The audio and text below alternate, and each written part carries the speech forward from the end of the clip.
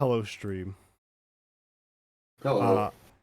Uh, this is Eric. Eric. Hi. Okay, enough of that. Don't do any more. Um, okay, stream. We're doing something fun. We're making a top 100 games list in no particular order with each of us. The rules are simple. You have to believe it's a top 100 game in your eyes for you.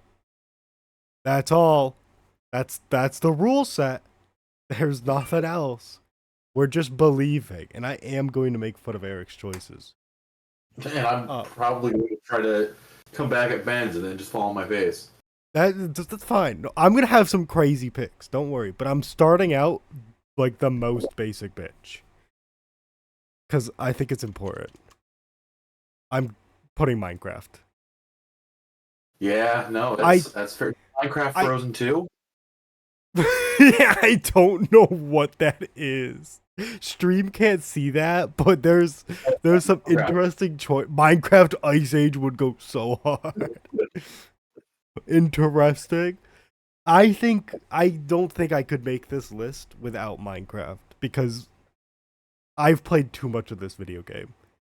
With especially with friends, I have too many good memories of this game and I still have fun with it now with friends. Like I can't not have it on here. I've played this game so much. And I still yearn to do another server with them. I like there's no way I can't have it on a top 100 games. It'd be criminal. Do you have anything Yeah, against Minecraft? I don't. I had a spot I was going to go with first, because I think it's my favorite game of all time, but I was thinking about this the other day, and I did occur to me that Minecraft was also a game I put probably thousands of hours into. Um, Yeah. and, like, and I don't do that with many games, so I think Minecraft also has to go on the list for me. Like, it's just there's just I something so good.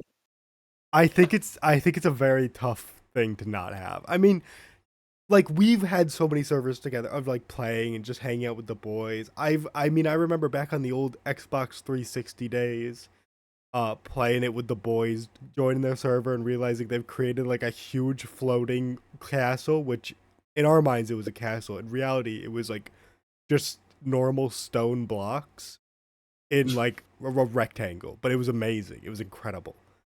Um, there's just too many good memories of this game and too many memories that like keep getting created because it's really fun. Um, Yeah, even if there's some rough, like the updates recently haven't been great. The new gas thing is kind of cool, but like even though I don't super care about a lot of the new updates, it's so good. Can't not. I don't even I know think what you're talking about, new gas thing. uh there's a new block that you can get that you can resurrect like a friendly gas Well, that's fun. and ride it around, which is cool. Uh, seems neat. I haven't tried it, but I think it's hard not to agree with Minecraft at this point. Um, I'm see we've had common ground in the beginning. That's big. I'm gonna do my next one. Um, which I also don't think will be particularly crazy. This is a lot of Call of Duty. Call of Duty World at War. I this this game is so good. The campaign's sick. The multiplayer I think is kind of meh, but I still have a lot of fun with it. The campaign's amazing, and zombies is incredible. I mean, it's amazing. This is what started zombies as a nice little Easter egg, and me and the boys since then have spent so much time on zombies, not just in this game, but like in the subsequent ones. But I still have a soft spot for World at War Zombies specifically. I still talk about World at War Zombies, and I still love custom maps in World at War. I love this game. It's incredible. I can't not have it. It's amazing. It's beautiful. So Any I no hate, absolutely no hate. I totally respect it. I don't know if I can put it in mine right now. I'll probably put it in later on.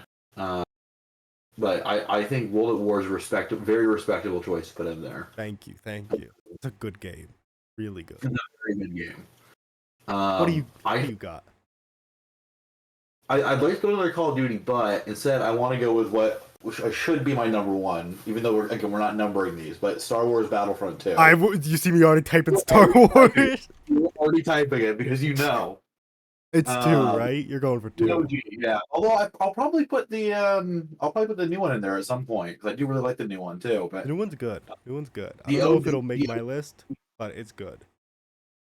the OG is just for me. I have so many special memories of playing this game with my dad growing up, just playing the crap out of it, and it captured Star Wars for me at a young age in a way that a lot of other games didn't. Actually, I don't know if I can say a lot of other games didn't. It was my exposure to Star Wars in a lot of ways, and it's probably up there with Minecraft as a game I've sunk a certain amount of time into. Not that much time, but like a lot of time into. No, I'm with you. I've put a lot of time into that. It's amazing. I mean, it's a game I wish there was more of that like kind because it still holds Yeah, up today. And I'm glad the new Battlefront 2 was good after all the problems. There's something about those OGs that are just incredible. and they I just can't hit just I don't think we'll be arguing about any choices until like after 25. yeah. I think right now we're basically like, yeah, fair. Very fair. No, I think Battlefront 2 is a great choice. I'm gonna stick with this series though of Call of Duty. Um, because there's some important games. And the problem is this is too Oh, many Call of Duty 2s. I thought you were gonna say you didn't know how early to put Vanguard. No, you're right. You're right. No, I'm saving that. I'm saving that for 100. That's the last one. Call of Duty 4 is fucking peak. It's first of all, it started the Call of Duty gameplay. And while I'm not taking really into account like how important to video games a game is. If I like a game already and I'm already putting it on the list, I think it's important to talk about how important it is. Um, this started the Call of Duty formula for multiplayer. The campaign is incredible. The nuke scene still goes hard.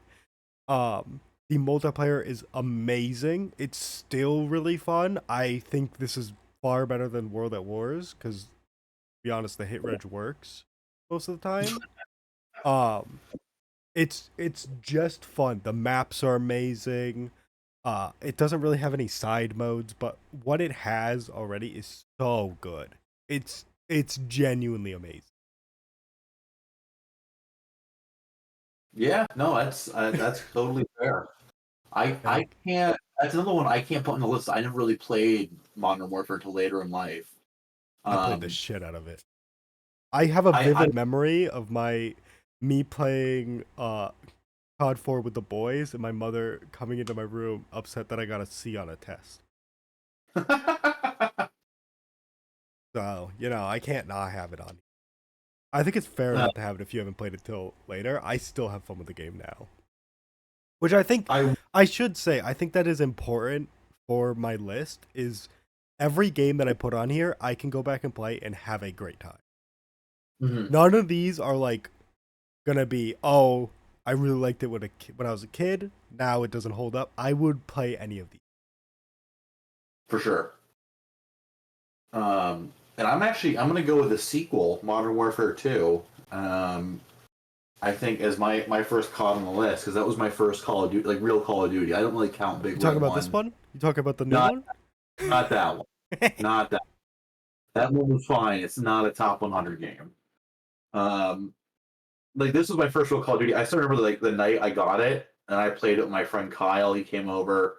Like I still remember like we were just enraptured by it. Like playing a game like this. And I remember like we were obsessed with Burger Town on Terminal and like shooting the burgers out of the little things. What was Yep. cool about that game is you could shoot so many little objects, they'd go flying. And it Yeah, it always made me was sad. it was a really cool thing to just see in games. The campaign was fun. I know it's not.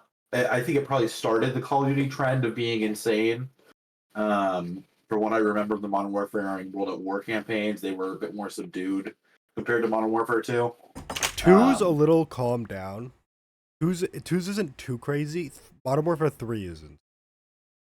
okay, I guess well with 2 I'm thinking of like the snowmobile scene Yeah, or it had a lot of action set pieces, which was big. Um, but yeah, I guess you're right. It was still kind of grounded. Like it still took itself very seriously. yeah, Uh, like all the scenes in DC are great. And of course you have like the iconic No Russian level. They were clearly still taking things very seriously at that point. It's just they were starting to ramp the action up. But like Modern Warfare 2 just I don't know, like the campaign was fun, had a good story. The multiplayer was incredible.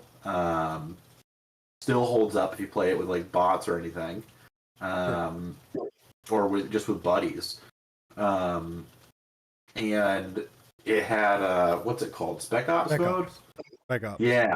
Spec Ops was also very fun, trying to get like the 3 stars in each mission and progress with that with these weird little challenges. Like that was pretty cool.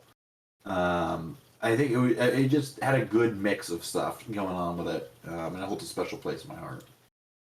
I think that's really fair. I think MW2 is um so I'm gonna put in my last Call of Duty on this list. I don't think a single other one really it. I'm gonna agree. Modern Warfare 2 is incredible. It is the best Call of Duty in my eyes. It hits everything perfectly. The campaign's peak. The multiplayer is perfection. And Spec Ops is incredible. It's so much fun. There is so much about this game that is just amazing. Everything feels so good to play. This is a huge upgrade over the previous ones. It's so good. It honestly, like you said, even now it's incredible. It still holds up. It's so good. It's so fun. We've played it recently. I've played it a bunch recently. Um, it's really fun. I agree with all your points. I'm 100% with you. I do think this is the last Call of Duty on my list.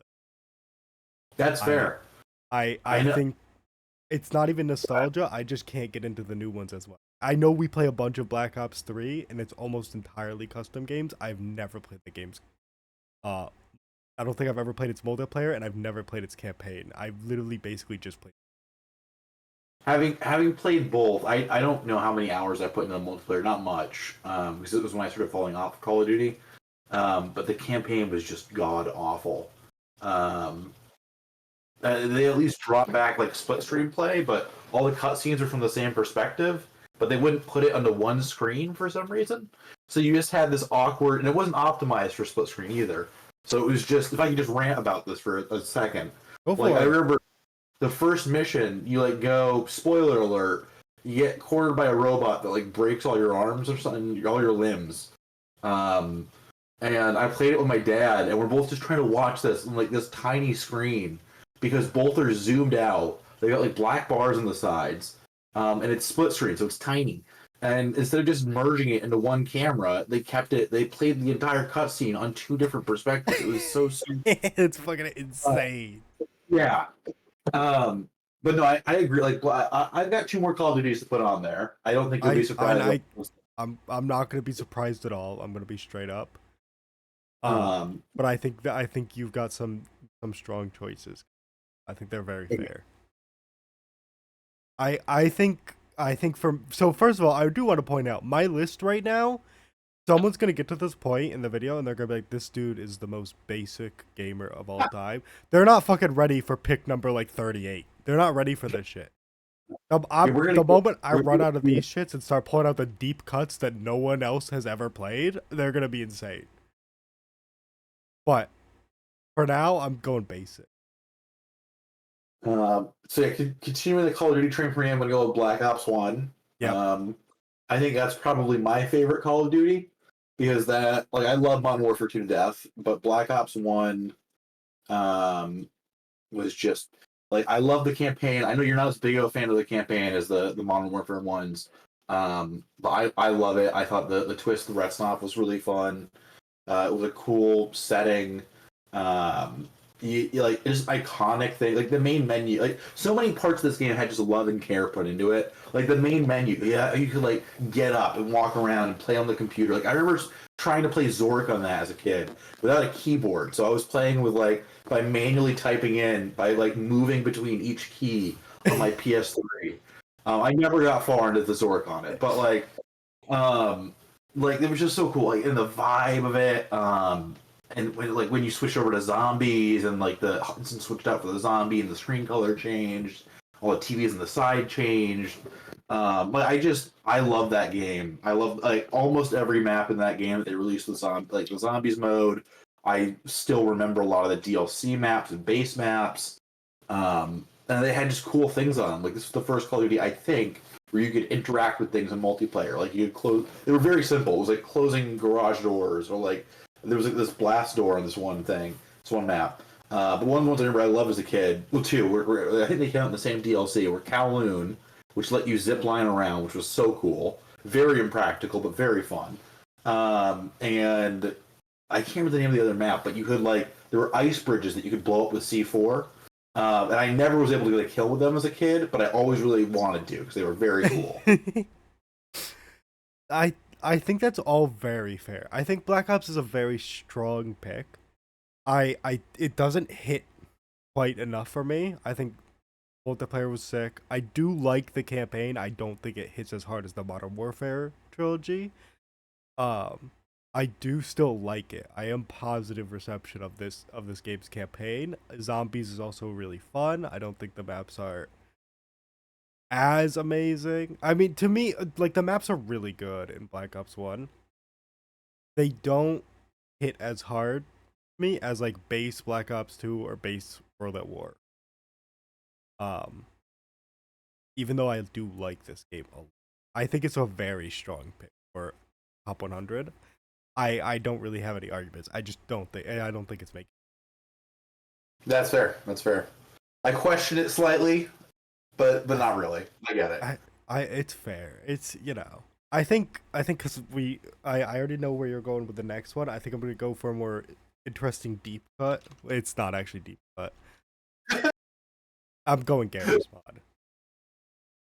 I have a big history. This is the first game I ever bought on Steam. Oh, really?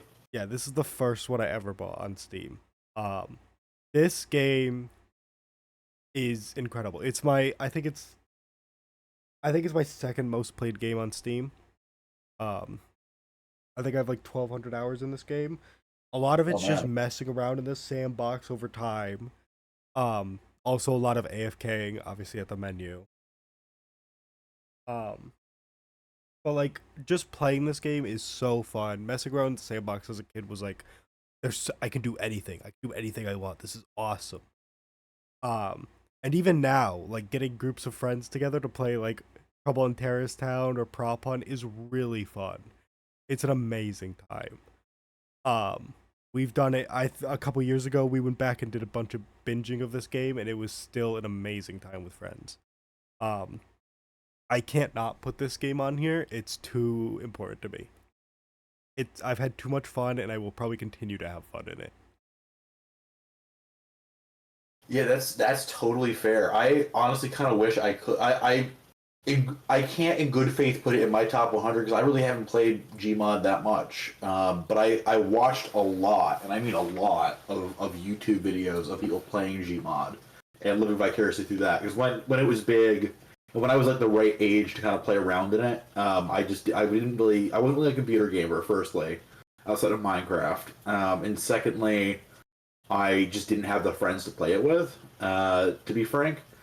Um, and so I just couldn't really. I couldn't play it. I would love to put it on my list because I'd love to say I had like I would have loved it as a kid, but I just Yeah, don't. I don't feel like I can. I think Maybe that's later very on, fair. I'm really struggling. But I I think that's totally. really respectable. It's to me, I've just played it too much. I have so much history with it, and I will probably still force friends into playing this dumb game with me. I mean, when that stupid thing where like people just made like PNG monsters that would just chase you and hunt you down.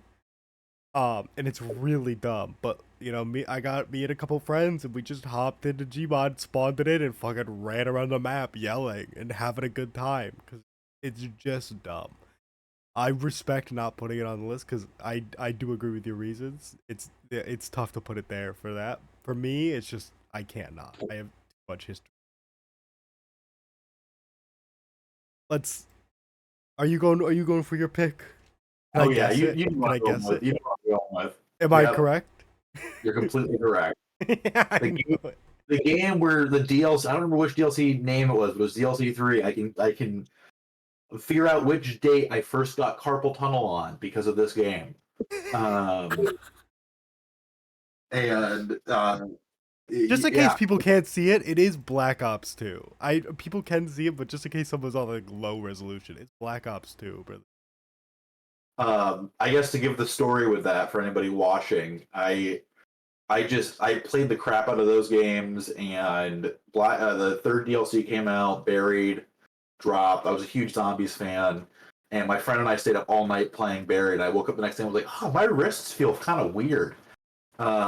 And I was on PS3, so because of that, if I look at the date it dropped on PS3, I go to the day after that. That was the first day I had carpal tunnel, and it's an issue that's persisted with me to this day, over a decade later. Um, Lasting so bodily impact. yeah, lasting bodily impact. Um, but even despite that, I know you don't really remember the campaign. I think it's one of the best COD campaigns.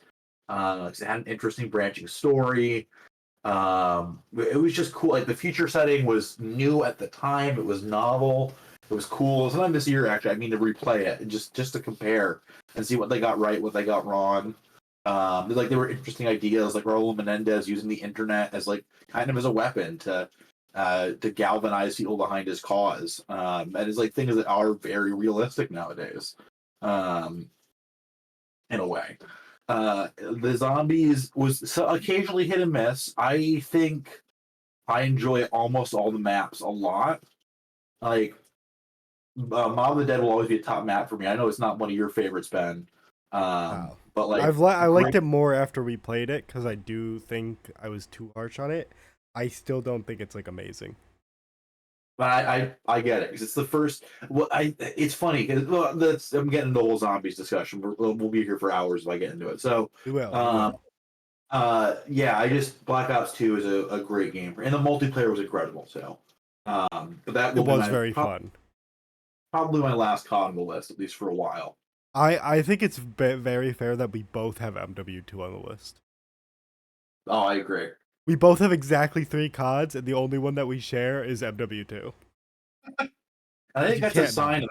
of the early COD games too. Remember when we had that big argument about how good the MW2 maps were, and then we did a list of how good they are, and it was like, oh yeah, S tier, S tier, S Yeah, tier, S tier.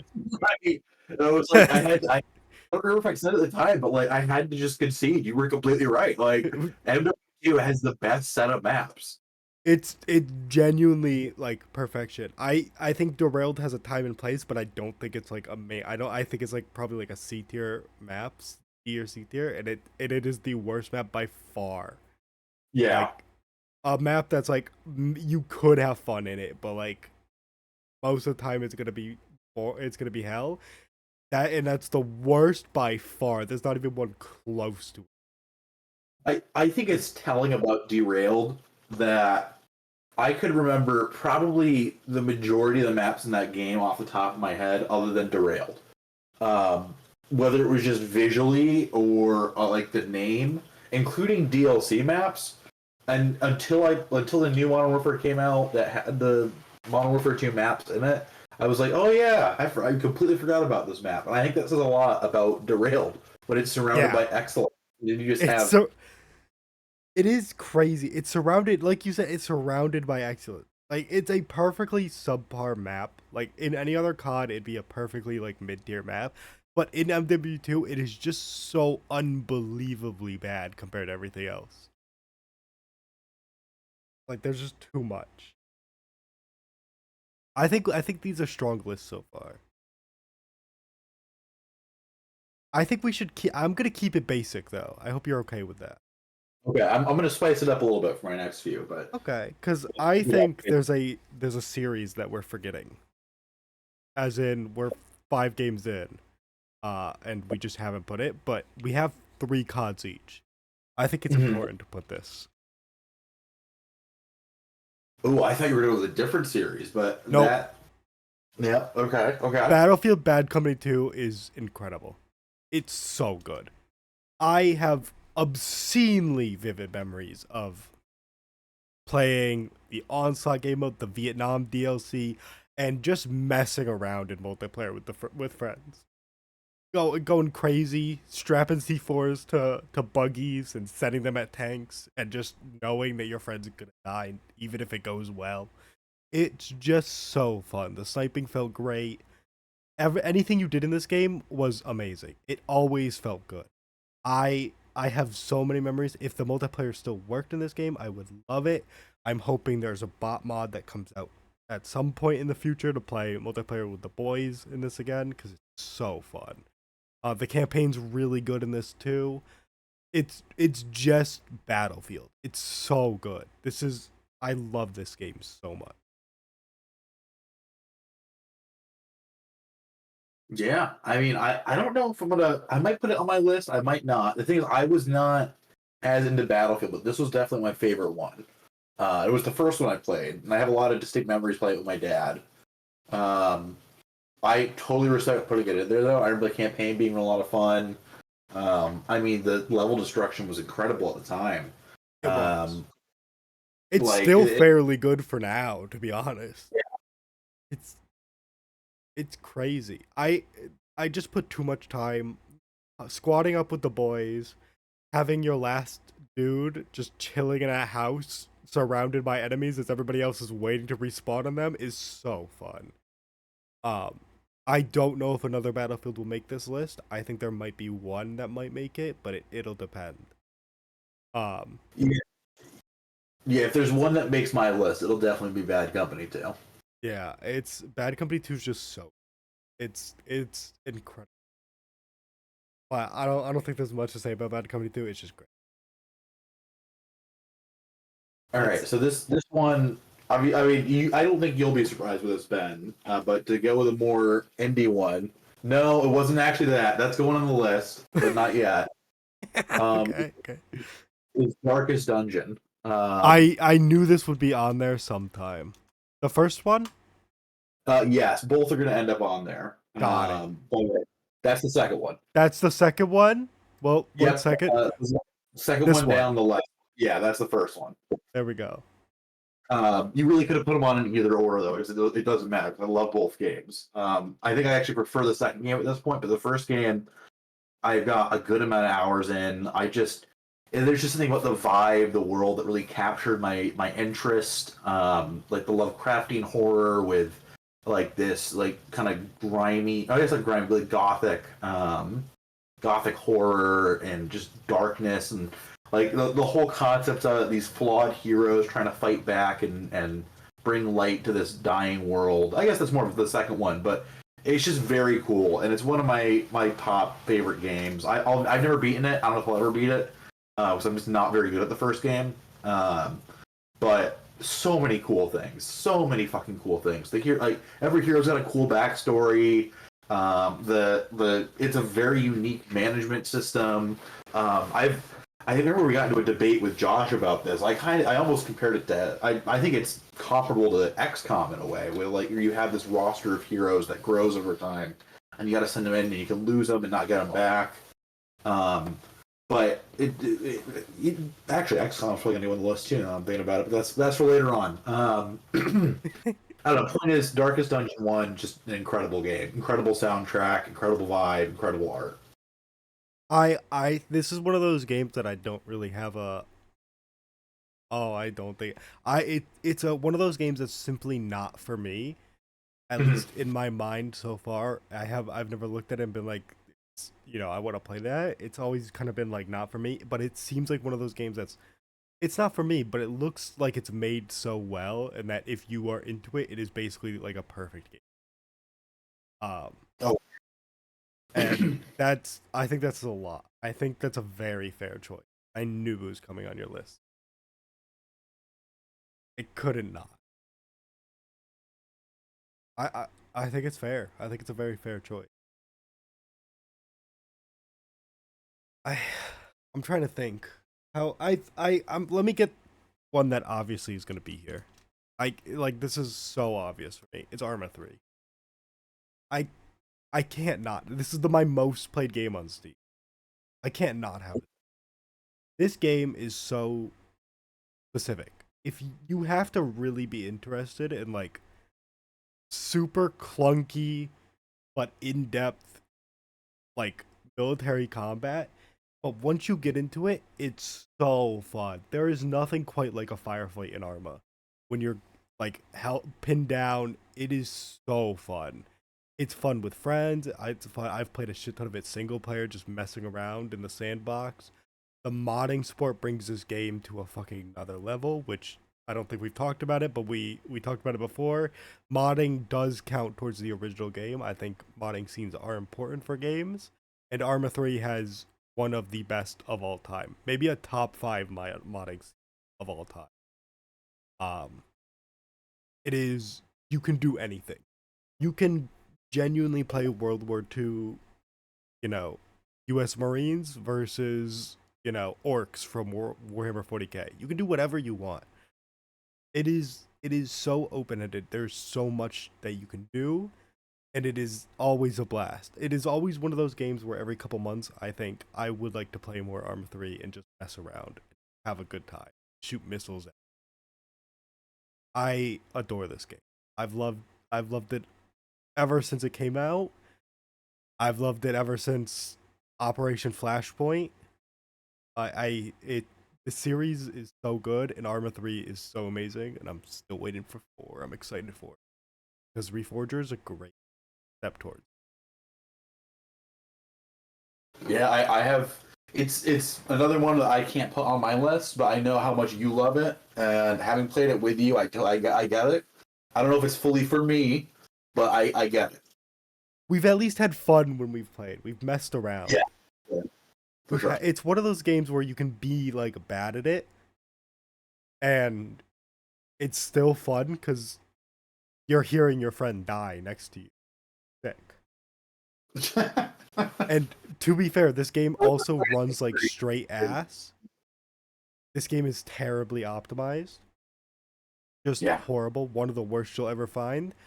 One of the only series that I think is fully playable at like 15 FPS.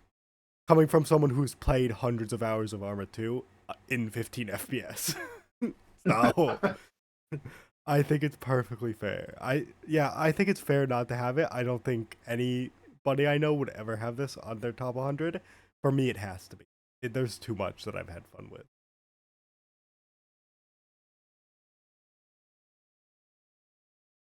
All right, yeah, just slap the second one on there. Slap the second one goes on. Darkest Yeah, Dungeon 2.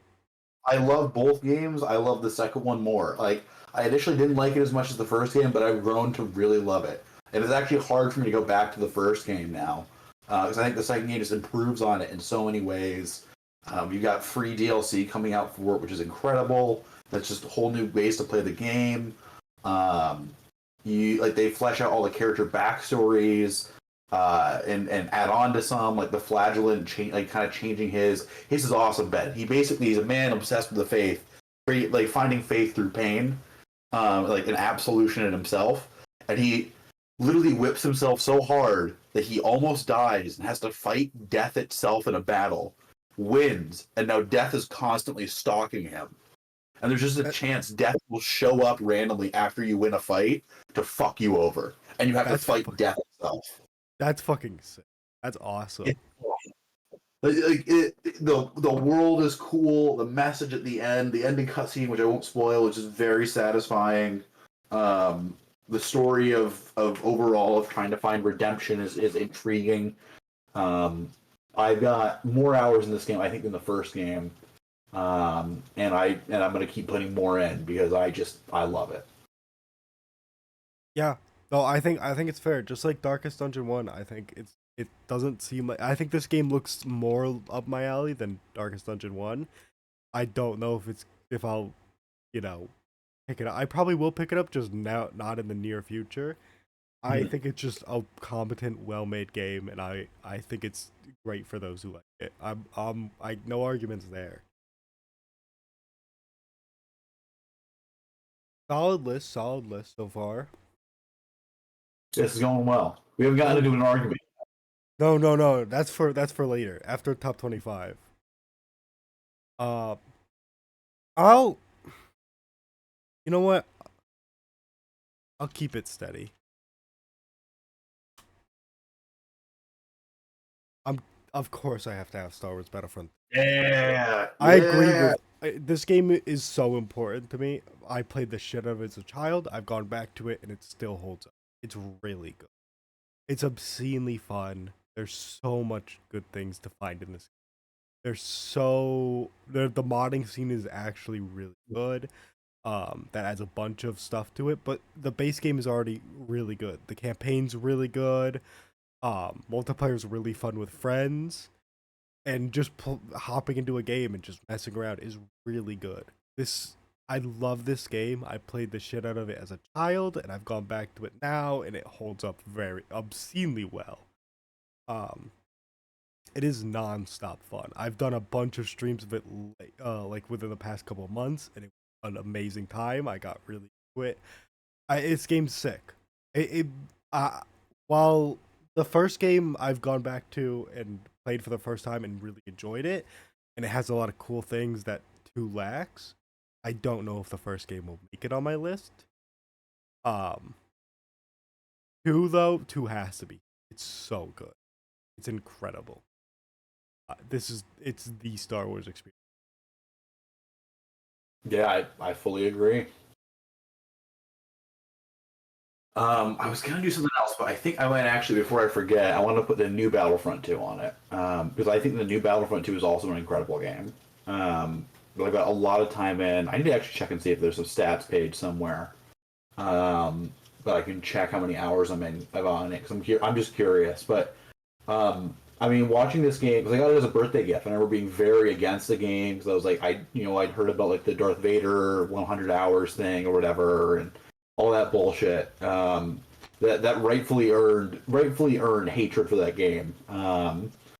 And I was like, oh, whatever. And I played it. I was like, oh, there's something interesting here, but there were so many issues with like the initial star card system, the grind, and then the way they fixed they made like an incredible recovery for this game. Um, and the end product, while still I would argue not quite finished, there's still some things that it's missing, like the OG era space scene and or space battle stuff in or ship combat. I can't remember what it's called. The capital ships. Yep. And the Galactic Conquest, or not Galactic Conquest mode. If there was a Galactic Conquest mode, it'd be even more incredible. But like the co-op mode, I still find myself going back and playing. Um, I think it's a shame it's basically unplayable right now on PC. It is a big thing going on with this stupid hacker. Yeah. Uh, it's really I feel really bad about it. At least on my PS4, though, I can play it fine without issue. But Which is this very game good. is just so fun. Like, again, they just got Star Wars right with this game. Yeah. No, I 100% agree. I don't think it's making my list, sadly. I do think it's incredible. I think what they've done with it is amazing. I wish I had a little bit more time to fully develop. But everything there right now is really fun to play. All the basic modes are sick. I never really got into the campaign, but Yeah, you can't on that. like the starship combat was really fun. Ground combat was just amazing. There were some flaws with the hero system and like how basically you would always have someone just waiting to pick up the hero the moment they could. So there were always problems with that. But like for the most part, it was just a great game. It was really fun. I do think this is a worthwhile choice.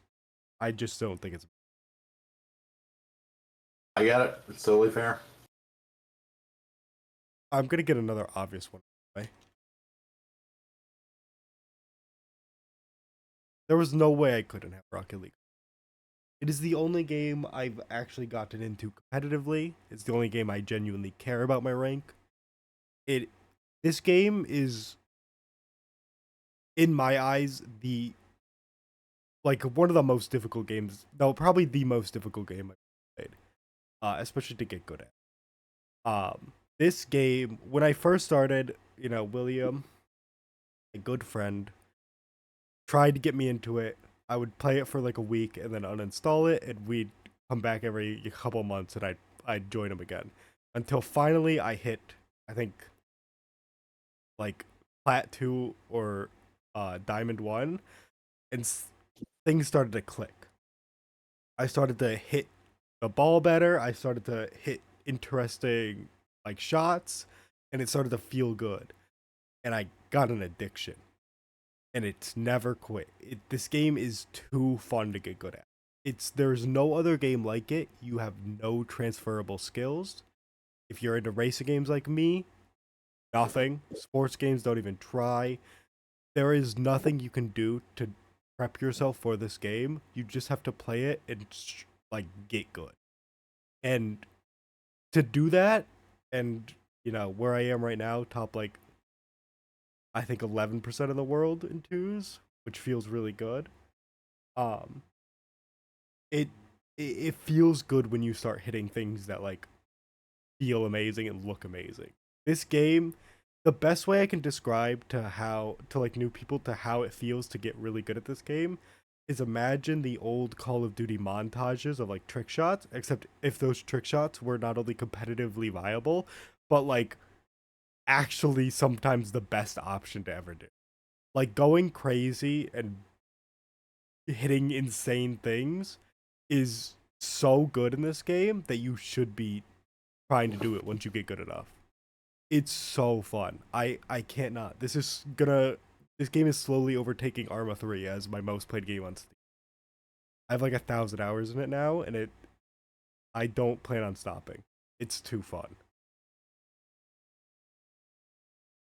Yeah, I'm not gonna clown on you for liking Rocket League. I personally despise the game. I don't know if I said despise. It's a bit strong. I don't like the game. I don't have fun with it. It just makes me mad. And I don't have any desire to get over the hump that I know is there.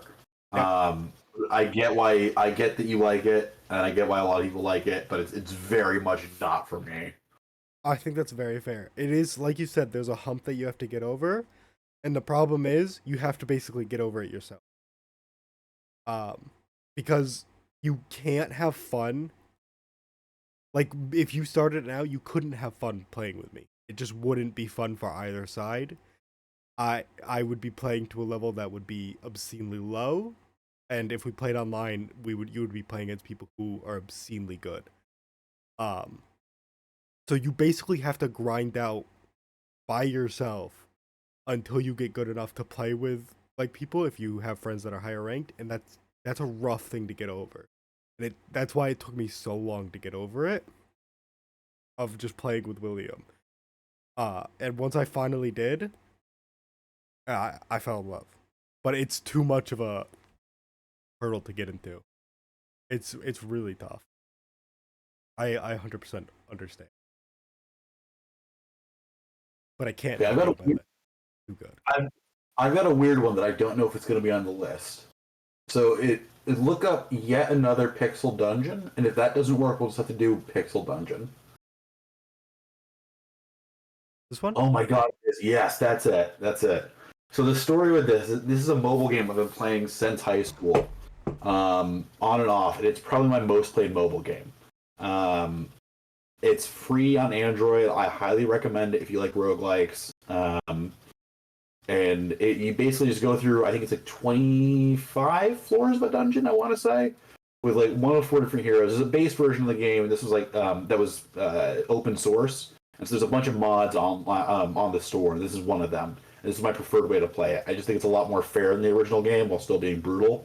I've beaten it on, I think, up to hardcore with every hero. I haven't been able to do impossible with every hero. Every once in a while I go back and try to work on it. But it's just, there's something very satisfying about it. It's very simple once you know like the tips and tricks with it and how to play it. It's just very fun. And it's simple, just very like you tap the screen to move your guy around. It's turn-based combat. And you just tap with the guy to make him hit, or you tap your shield to block, and then maybe parry if you get lucky. But there's just something very engrossing about this game for me. Yeah, I'm not gonna lie. I've nothing to say about it. I have no clue. I've never heard of this game, man. It's literally an obscure mod or like remake, open source, whatever of an already obscure game. It's crazy. Yeah, I've never heard of this. No clue, man. This is an insane pick. Straight up baffling. Yeah. I respect it though. I respect it. I need to have weird ones on there somewhere. You can't not. It's too important to have there. Not fair. I can't say anything because I don't know anything about it. So it's insane that a mobile game made the list. I don't know if a mobile game's making it for mine.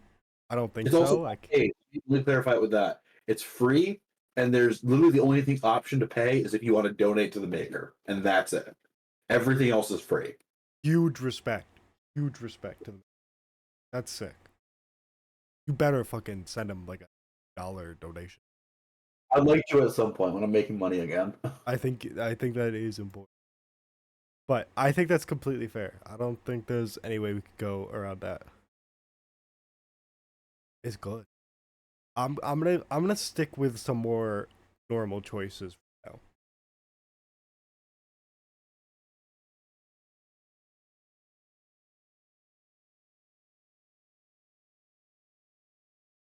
Grand Theft Auto 4.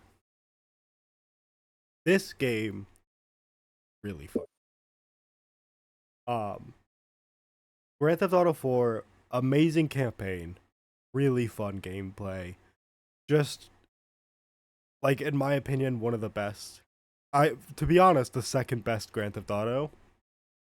I've had a lot of fun just messing around in multiplayer with the boys. Of just hanging out by the airport, everybody rushes to get helicopters and we just fight. Other things of like going to the corner of the map to get the fastest car in the game, the Sultan RS I believe it's called, driving that around, going on high speed chases with the boys.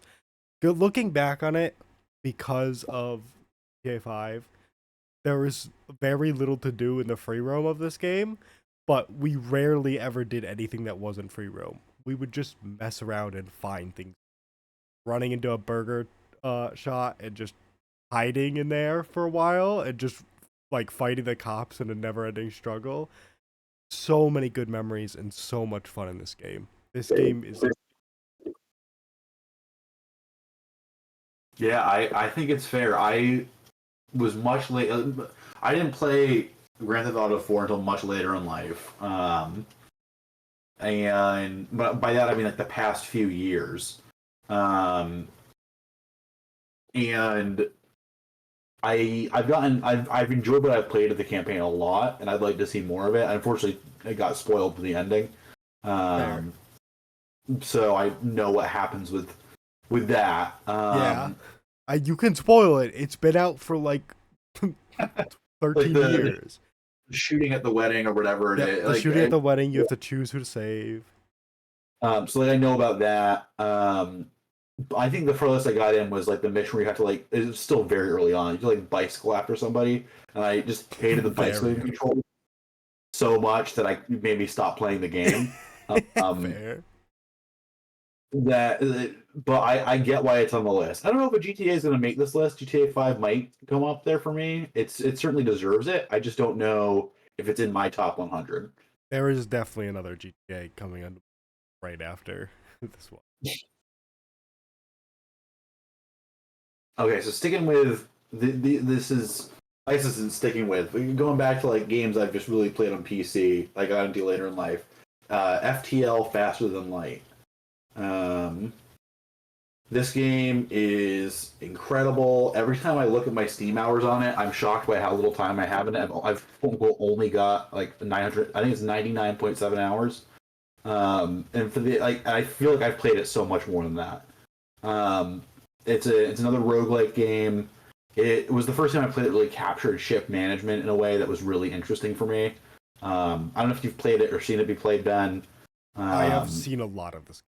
Andrew okay. loves this game, and he has never stopped talking about it. I think it's a complete. There's just something about the fact like there's so much stuff you can do, like getting like all the different ways to customize your ship, all the different ships you can play with, the different strategies for how to go about doing stuff. Like I love one of my favorite strategies is getting somebody in the door system to upgrade it temporarily, and then just when they get invaded, and then just opening the airlocks and letting the oxygen get sucked out and slowly suffocate invaders. Like there's just so much cool stuff you can do in this game, and I just love it to death. And I love the soundtrack. It's probably one of my most listened to game soundtracks. I think that's really fair. I think it's not a game for me. I've always looked at it and seen like, oh, that's really cool. I'm probably not gonna ever get into it. It's like Darkest Dungeon that where it's like this is one of the best games if you're into it. Like Mhm. this is FTL is incredible. There's no way around it. It completely deserves to be on the list. Yeah, I think it's a strong list so far. I will say though, I am keeping it with the basic ones for now. Grand Theft Auto 5. Like I said, I think Grand Theft Auto 4 is the second best. Yeah, I think 5 is the best. I get the microtransaction hell that is multiplayer. I get it.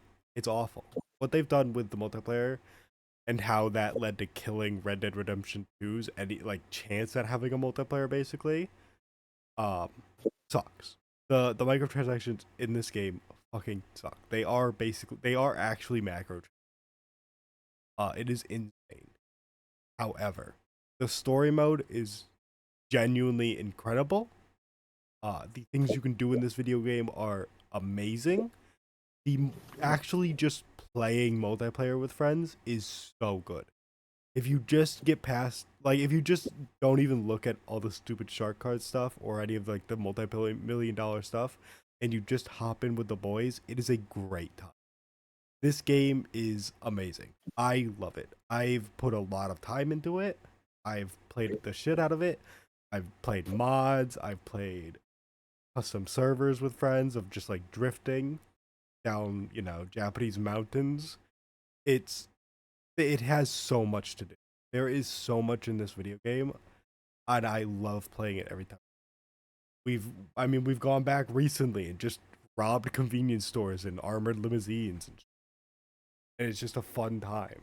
It's just a great game, and to be honest, came out in 2013, and it's still really, really good. Yeah, I think it's a solid choice. Nothing else to add with it. Yeah, it's just good. It's like there's just too much. I remember the first time seeing that faked trailer or the fake leak where there was a SUV driving in the desert, and I was like, "Holy shit!"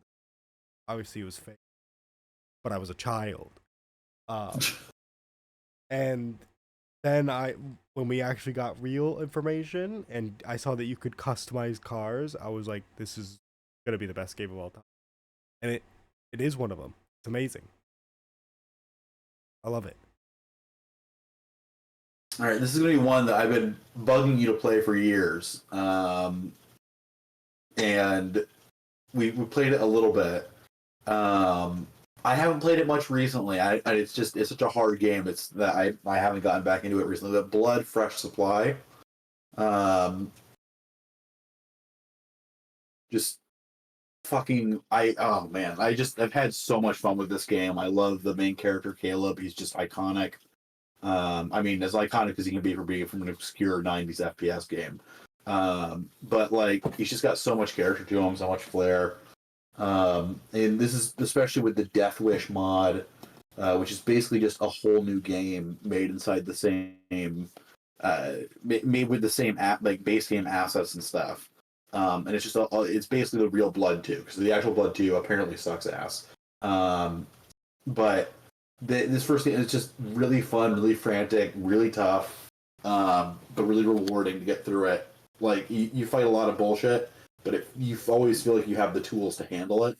And it's always a skill part, I guess, is it's your skill that's holding you back, Yeah, from winning in it. And yeah. I feel like it's deserves to be on this list for me. I think it's fair. I do think Blood was very fun. I did really enjoy playing it. It's a good game. Not hitting my top 100. You already knew that. No, fair. But I think that's completely fair. I think it's a fun game. I think it's a really fun little time. And I think it'd be weird if it wasn't on your list. Your list looks so much more interesting. Then we switch over to mine, and it's the most basic games of all. I'm gonna sprinkle some more basic stuff in there again. I'm on this mental link of games right now. I'm deciding to cheat though. I'm Okay. gonna be a little cheater because before we started, we were very clear that you cannot choose a series. You can't just choose a video game series. It's not possible. It's not allowed. However, there's a cheaty way.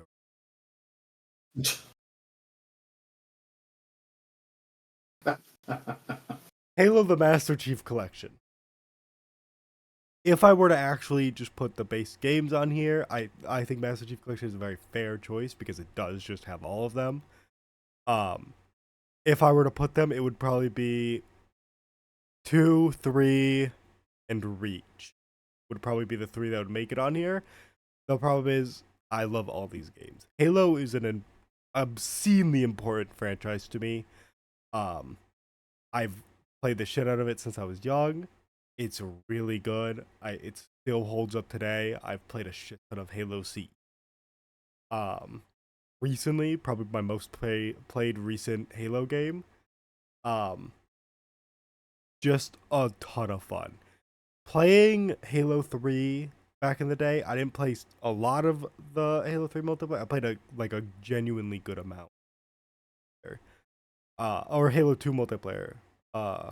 Wait, did I say 2? No, I said 3. 3, played a good amount of it. Didn't really sink my teeth into 3. Reach, I don't think Reach is my favorite Halo game. I don't think it's my favorite campaign. Playing Reach multiplayer as a kid was obscenely fun. Getting like a lobby of 12 friends and just messing with custom games and playing Infection on some weird maps is some of my fondest memories of gaming. I love this series. I love the games specifically in the Halo Master Chief Collection. I think it's amazing. I think all of these games, ODST Firefight, just Firefight as a whole, is one of my favorite game modes of all time. I adore it. It's so fun. The stories of all the games are really good. They're all incredible. I've forced Trent through all of them except for Infinite because we haven't finished Infinite and we haven't finished Halo Wars 1 and 2. But I forced him through all of it. He loves Halo now. He's a big Halo guy. We've played a bunch, of just messing around, playing free for all with the boys, or some busted ass capture the flag of 3v1 on that one teleporter map where I got bodied. I was killed. And it's just a great time. It's one of the most fun FPSs, if not my favorite. It is so good. I love this game series and I love Master Chief Collection. It's incredible. Yeah, that's totally fair. I was a PS3, PS4 kid growing up, so I didn't play Halo until a few years ago. I don't think it makes my top 100, but I completely get why it's in yours, and I'm sure a lot of many other people's. I think I'm going to follow your lead. I'm going to cheat a little bit too, and I'm going to do the Mega Man Legacy Collection. I don't know what some of that nightmare shit is that's popping. What am I looking for? Top right. Top right? Yep. Because that's the first 6 games, the NES games, and I think they're probably my favorite Mega Man games. I think 6 is probably my favorite. But I wanted to cheat and put more of them in there because I like all of them. All of those first 6, I put a lot of time into it. Just fell in love with Mega Man from the Proto Men band, and then it just became a big part of my life. I don't know.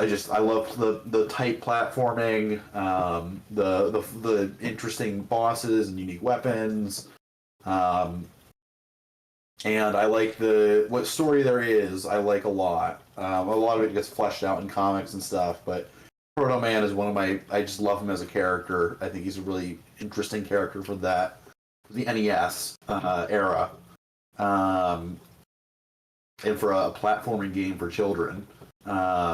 I mean, I guess if you could say it's for children, it's a brutally difficult game. But I don't know. I love those games, and I think it's fairest to put them all together in the Legacy Collection. You know this shit isn't good. Know it. Oh, I know, absolutely know it. No, I'm not putting this fucking Sonic clone Mario clone. Not happening. I will play a Mega Man game in the future. I'm kind of excited to play it.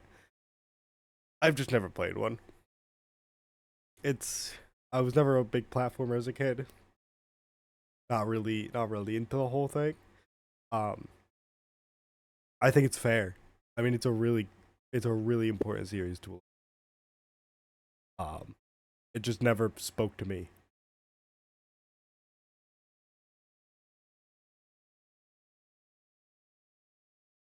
Well, shall we get spicy or should we get a little basic? Oh, get spicy with it. You've been going pretty basic for most of this time. Because there's a lot of basic choices. Played a lot of video games. Turns out a lot of really good ones that are basic. Yeah, we'll get a little spicy.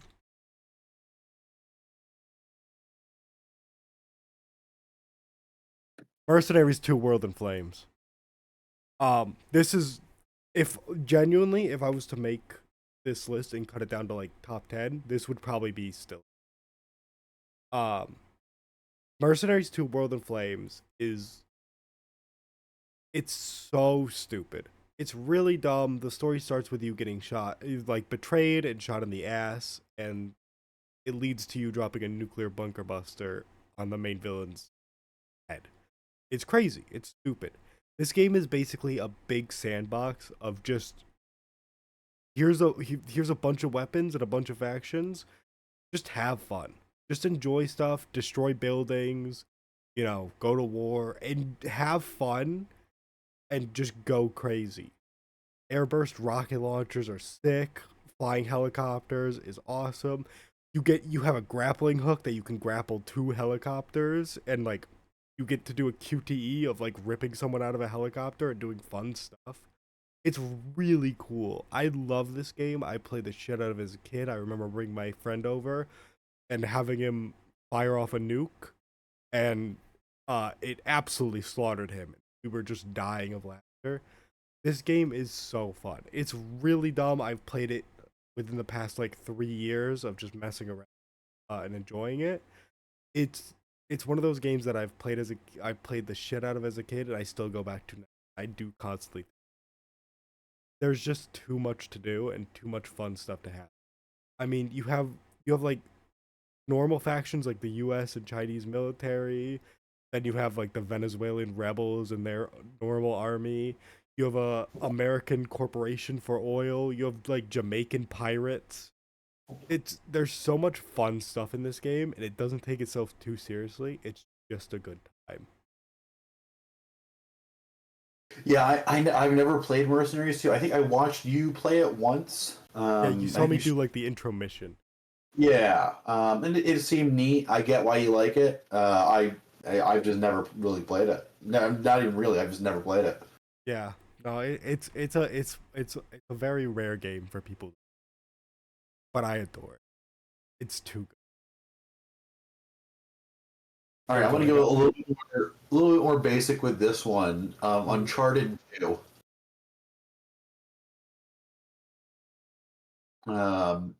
Just incredible game. I remember playing this and just immediately falling in love with Nathan Drake. The opening is just iconic with you on this train. If you haven't played it, there's this train. You wake up in a train and like the camera slowly shifts. You realize the train is dangling off the side of the cliff. You climb up the train as it falls down the cliff, and you find out there's like a gut shot wound in Nathan, which of course he just walks off because why wouldn't he? After like the 1 level or 2 levels or whatever. And then you get a flashback to find out, oh, this is how he got to this point. Like, why is he in the middle of the Himalayas? And like Nathan Drake is an incredible character. He's just really fun, really charming. Like all the characters in it, Sully, I can't remember her name, Elaine, Ellie, something like that. She's good. Like they're all just, it's just a really fun game. I've played through this story so many times. It's got to be on my list. I just love Uncharted 2. I think that's really fair. I know a lot of people love this game. I've literally never played an Uncharted game, so I can't say anything. I've seen some clips of it and it looks cool. So I respect the choice. I hope you really enjoyed the movie, because if you're a fan of Uncharted, you deserve to have that movie. You deserve to have it. I mean, it's so important for you guys. I think you guys Very have earned important. it. That's why everybody remembers it. Yeah, of course. I didn't. Yeah, I think it's a didn't fair forget choice. about it. You made that joke. I won't let you. I won't let you. I think it's very fair. Um, I've never played an Uncharted game. There's nothing there for me. If there's one to play, it's this one. I will probably play through the series at some.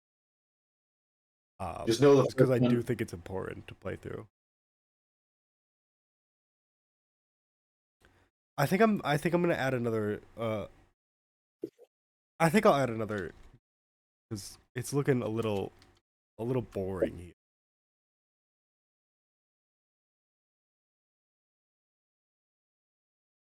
Resistance Fall of Man is so fucking cool. Okay, this is. I'm not even gonna lie. The gameplay completely met. It's a first-person shooter of the era. This is when they were boring and gray, brown. However, this shit is fucking sick. Okay, it's like 1950s, kind of futurized a little bit.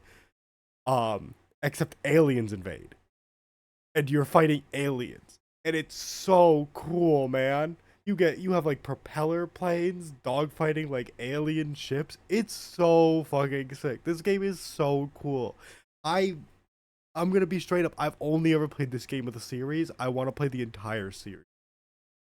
I love this game. This is one of those games that I just played the shit out of as a kid and just had so much fun. It's such a good time. There's the enemy faction is just so fun looking and so neat and so interesting. It's a really good time. I love Resistance. Yeah, I knew nothing about it until you told me about it relatively recently. I think I don't even know if I'd heard of it before I heard you mention it. So I can't really argue for or against this game. No, it's one of the deeper cuts. Well, it's not even really that deep compared to some of the coming. But yeah, I love this game. It's so dumb. It's so much fun. I'm a big fan of dumb fun games. Okay, another Sony exclusive, another two, and then another three syllable game from the same generation, Infamous 2.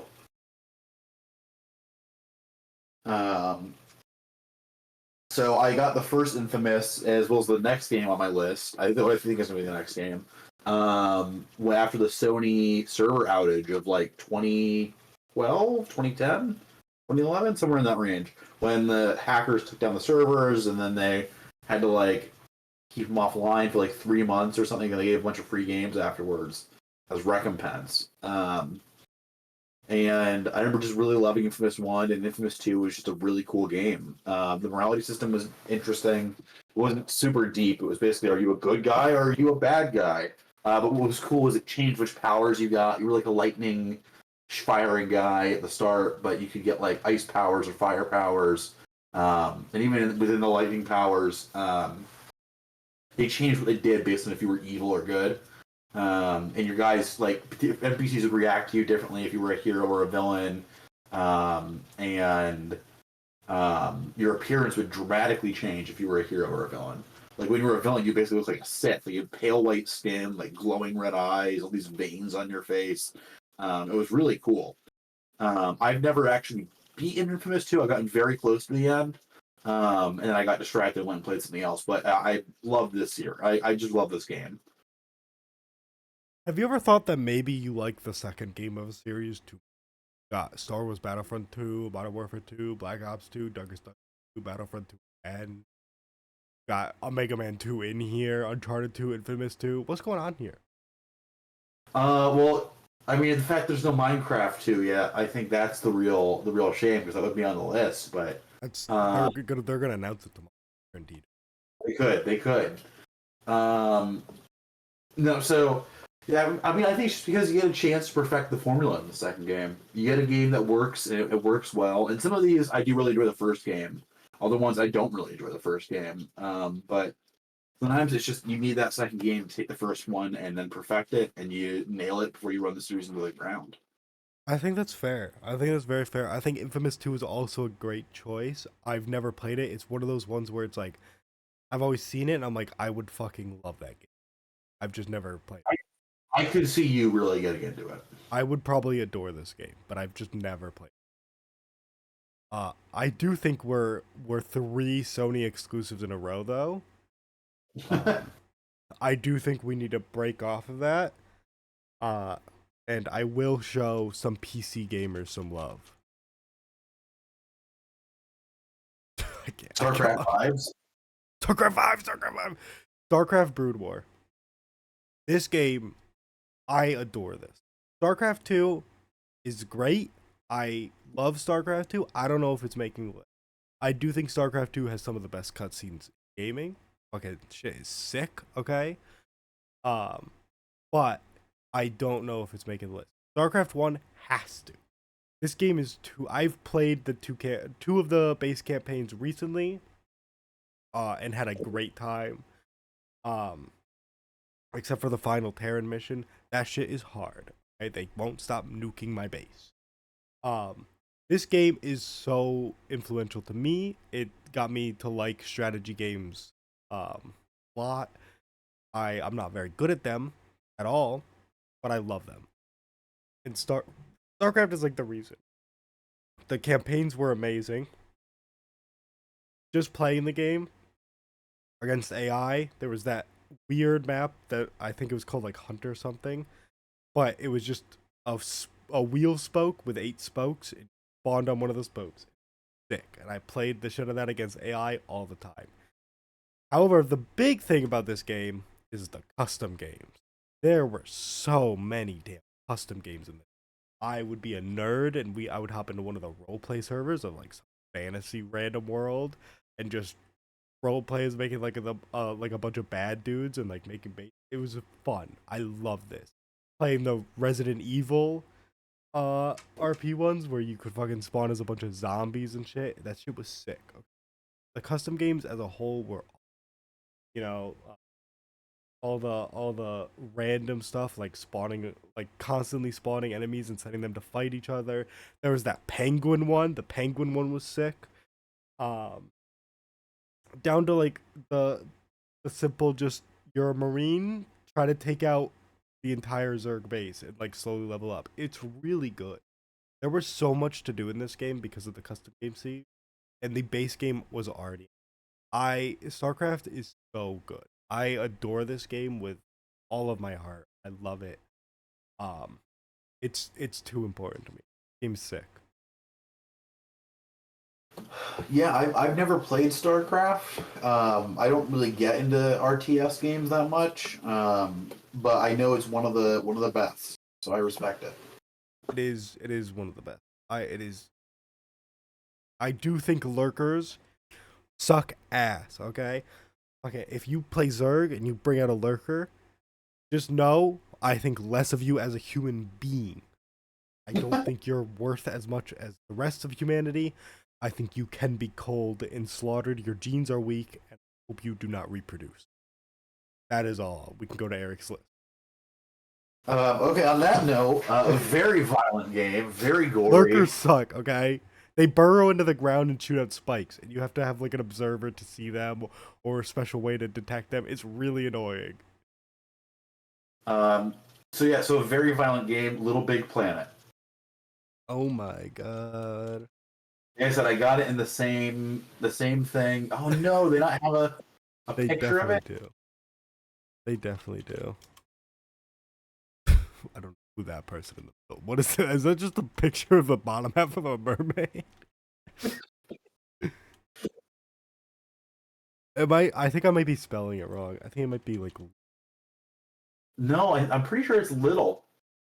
What if I Little just Big type up Planet. Big Planet? There Little we Big go. Planet. There it is. There it is. Yeah, it's that middle one, top middle. Oh, it's all one word. That's why. Oh, that's why. I It's all. didn't It's all. realize.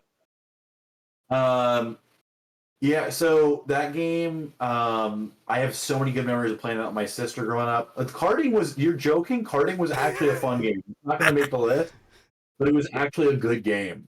It's so Um, funny that stream can't see the left side of me just messing around and hovering my mouse over the Little Big Planet karting game. You jest, but it was unironically a solid game. Um, I just think Little Big Planet 1, I just have so many good memories of it. I can still remember like levels people made because it was the big thing was community made levels for that game. Like it was just like a game making engine, effectively. And there was so much cool shit you could do. I was never very good at it. But it was a lot of fun just to explore and see what people would do in it. It's almost like Gmod in a way, where there's just so much user made content of like every genre. Um, every genre doable on a platform. Actually, sometimes I think, if I remember correctly, somebody did manage to do an FPS, and I just don't remember how they did it. I don't know if it was that one, it might have been a later one, but um, point being, it just I think an incredible game with a lot of fun stuff going on in it. I never expected you to choose Little Big Planet. I think it's completely fair. I watched a good amount of videos as a kid on Little Big Planet because I was like, this is sick, and I never bought it or played it. But I do think it's a very fair choice. It seems really cool. I just never expected you to. I wasn't thinking about it until I thought of Infamous 2, and I was like, you know what? Let me throw Little Big Planet on there because that was a big part of my childhood. That's fair. Well, if you're sticking with that, I'm sticking with RTSs. Okay, if you're sticking with Sony, I'm sticking with the RTSs. The other big RTS, Warcraft 3, The Frozen Throne. Everything I said about StarCraft basically applies to this. Really fun. I'm horrible at this game. Way worse at this game than I am at StarCraft because I'm bad at micromanaging heroes. Important part. However, this game's really fun. Having heroes that level up in an RTS and like skills for them and buy them weapons and like equipment and potions and stuff in the middle of a big RTS is really interesting and really cool. Reforged we don't talk about. Um, but this game as a whole is amazing. Now I said a lot about the StarCraft custom games. Um, Warcraft 3, the custom games are a little different. They're better. They've decided that through magic, Warcraft 3 custom games are not limited in the same way that StarCraft ones are. StarCraft ones, they have to use like in-game assets. So whenever you're playing something and it's not meant to just be StarCraft, a Marine is named like Knight or something if it's supposed to be a Knight. Um it has to be that. In Warcraft 3, fuck it. Have an M1A1 Abrams tank. It's in the game now. Like okay. And it's because of that, the things that custom game makers have done in Warcraft 3 is nothing short of amazing. There are so many games in custom games that I play the shit out. I love playing like actual RPGs just made in Warcraft 3. Um, all the different game modes, it's so fun. The story's great. The actual RTS I'm very bad at, but it's very fun.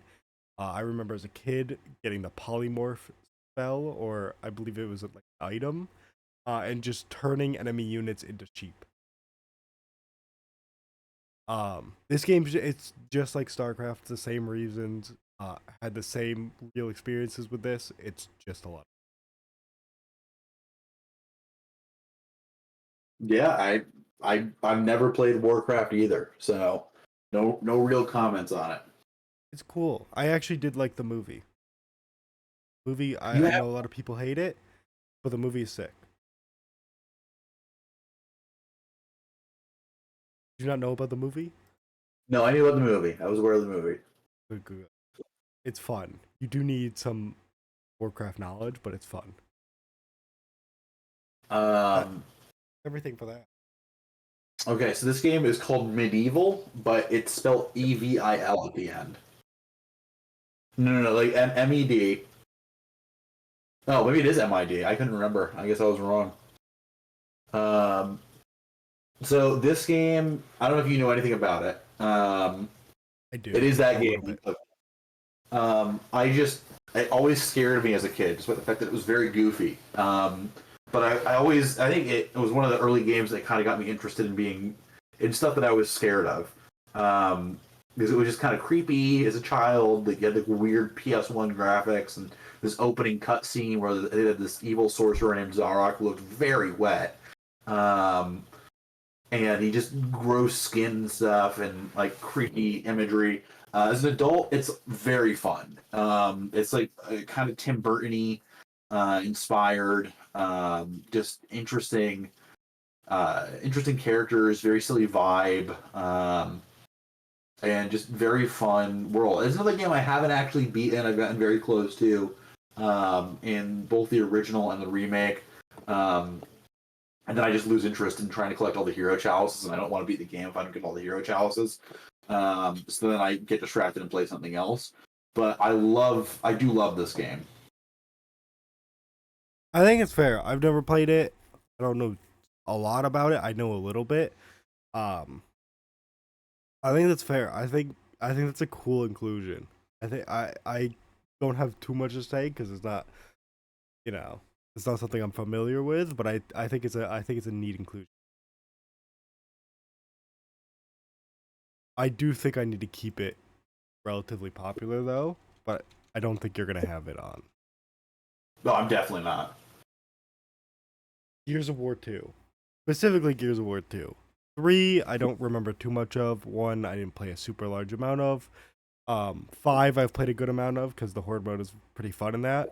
2, I mean, Gears of War is the reason we have Horde modes in game. It's the reason it's called Horde mode in games. Because Gears had Horde mode, and I think it started with 2. It might have started with 1, but I remember I played the shit out of 2. Me and Michael just hopping on the Gears of War and just going crazy in Horde mode was so fun. The world is so dumb. If I'm remembering correctly, it's it's kind of like Resist Fall Man, but instead like far in the future or something like that. Futuristic versus aliens, except they're not aliens. They've just lived deep underground the entire life. Um, there's a great bit throughout the series where there's a guy named Carmine in every game, and they're always related, and they always die. They always die, every single one of them, and it's always so sad. But they're such great characters. The story is amazing. I don't remember if it's in 2. I think it is, but I do remember you fight through a city in a worm, and you cut out the worm's heart and cut your way out of the worm. It's fucking sick. This series as a whole is stupid. 2 is my personal favorite. I don't think any of the others are making it on the list.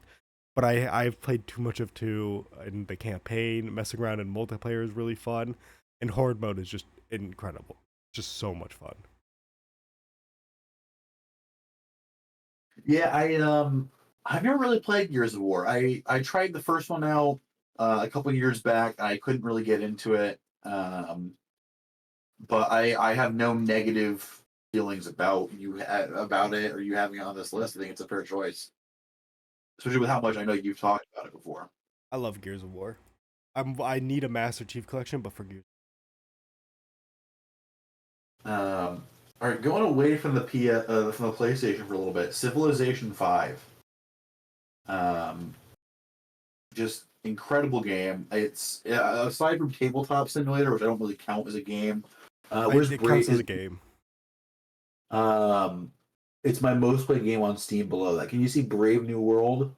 I guess it doesn't matter. You just Civ 5. It's part of the DLCs are all part of it. Yeah.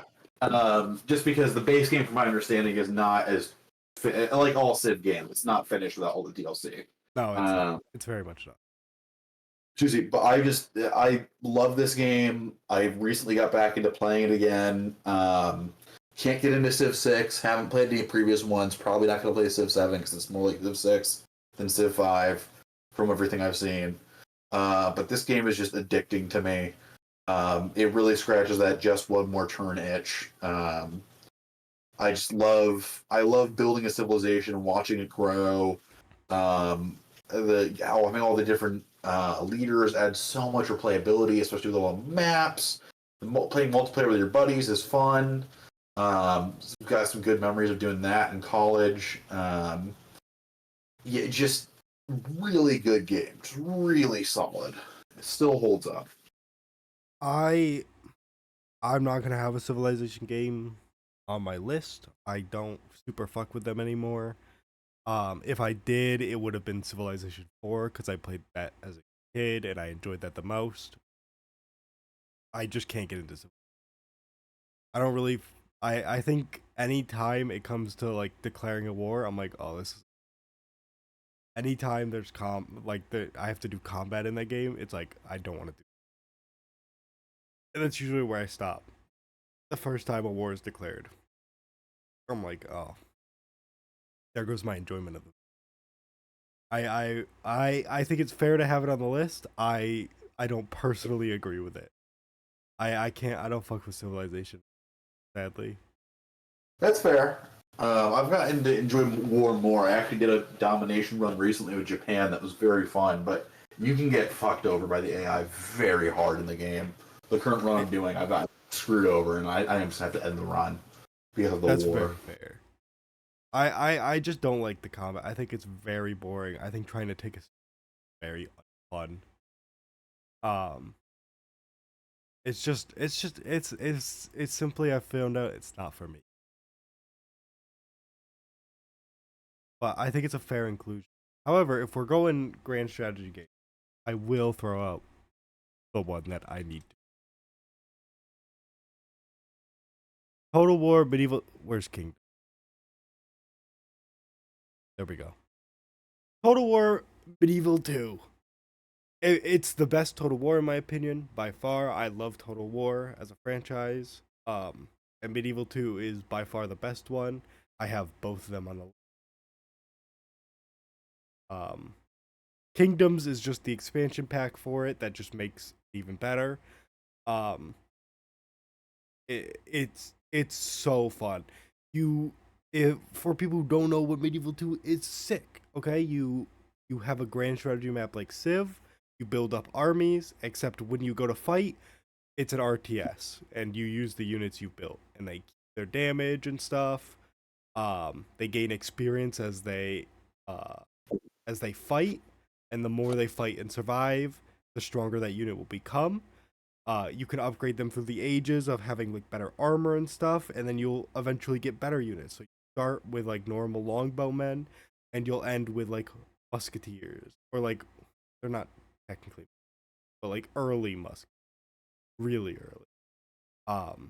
And it's really fun to see that. The gameplay is amazing. The modding scene is fucking incredible. Third Age Total War goes so hard. I've done so many runs of playing as Mordor in that, playing as Rod. It's incredible. I don't think they've captured the magic of Total War since Medieval 2. Every time I play one, I'm like, I'd rather be playing Medieval 2 for the most part. I don't think another Total War is making this list just because Medieval 2 exists. Every time I play another one, I'm like, this could just be. There's no point in playing. For me, Medieval 2 is just incredible. I've put an obscene amount of hours in. It's just amazing. It's so fun. There's nothing quite like exploring the new world and finding 4 full stacks of Aztec warriors, and just deciding to fight them with your conquistadors and cannons. It's just being a bloodbath. It's sick. It's awesome. Multiplayer is pretty fun. Haven't ever done a multiplayer campaign because it's a hot seat for that. I've done a couple battles, and it is very fun to send a bunch of dudes pushing a giant wooden cross and just have your entire battle plan trying to make it to the other side of the map as your friend tries to stop all your crosses from making it there. It's just a good time. There's a lot of fun stuff you can do. Very good game. Yeah, like I've expressed before, I'm just not very good at RTS games. I never played Total War 2 or Medieval 2. I know Antonio was super into it in high school. Um, I yeah, I just don't. I'm not good at strategy when it comes to combat and moving guys around, so I don't really enjoy them. But I get why it's on the list for you. I Totally think it's get it. fair.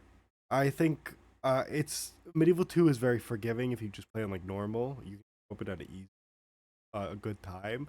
It's I One of my favorite things in these games is just to watch the battles, look and like just watch the animation, see this big battle play out. Really, it's just a fun time. But I completely understand. But it has to be. All right, for one that you were going to put on earlier, Twisted Metal, but I'm not going to do two. I'm going to do Black. I might put two on later, but I want to start with Twisted Metal Black. Um, I think it's the best Twisted Metal game. The world's interesting. It's needlessly dark and edgy in that way that only early 2000s games can be. But it's kind of fun in that way, and kind of charming with how over the top dark it is. Um, yeah, I think out of all the Twisted Metal games, it's got the most fun gameplay. It's very frantic, very fast paced. Um, it just gets almost everything right. Almost every character. Honestly, there's not even really one character that I would say is as bad as almost every other Twisted Metal game has a character where you're like, I don't want to play this character. I kind of have that in Black. I don't really fuck with Darkseid, but she can still be fun to play in Black, and her story kind of makes up for it. Um, Unlike, say, Twisted Metal 2, where you have the worst character in the game, I can't blanking on his name right now, the monster truck. Hammerhead. Hammerhead, thank you. Who makes the game actively unfun to play. You just don't get that in Black. There are times it can be very frustrating. There's times where it's needlessly difficult. But I just find the game very fun, and it left an impact on me as a kid. Probably because I played it when I was too young. Because my dad was like, "Oh, we played Twisted Metal too. You can play this new one." And then no, I could not. It was terrifying. The cover is literally a man with his eyes sewn shut. Like that's the disc. This no face. Terrifying for a child. But excellent game as an adult. I think it's fair. I think it has to be on your list. I have a lot of nostalgia for the game. When we went back and played it, I didn't super fuck with Black. A no Twisted Metal will be entering my list. I really did have fun with Twisted Metal 1, even through the jank. Twisted Metal 2, when you put it on your list, it will land on your list at some point. I will argue against that because that game broke my soul.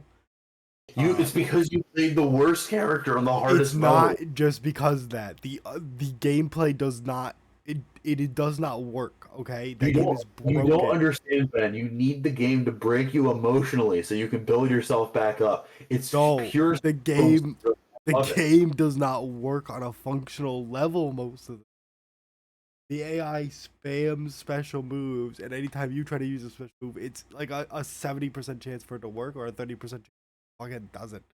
It doesn't make sense. It's not a well-made game. I don't agree with it, but that will be when we get to Black for the most part. I think it's fair. I didn't super fuck with it. I would either be putting Twisted Metal 1 or 4, but 4 would be purely nostalgia. 1 was fun, but it's nowhere close to Think of My Time. Black is fair.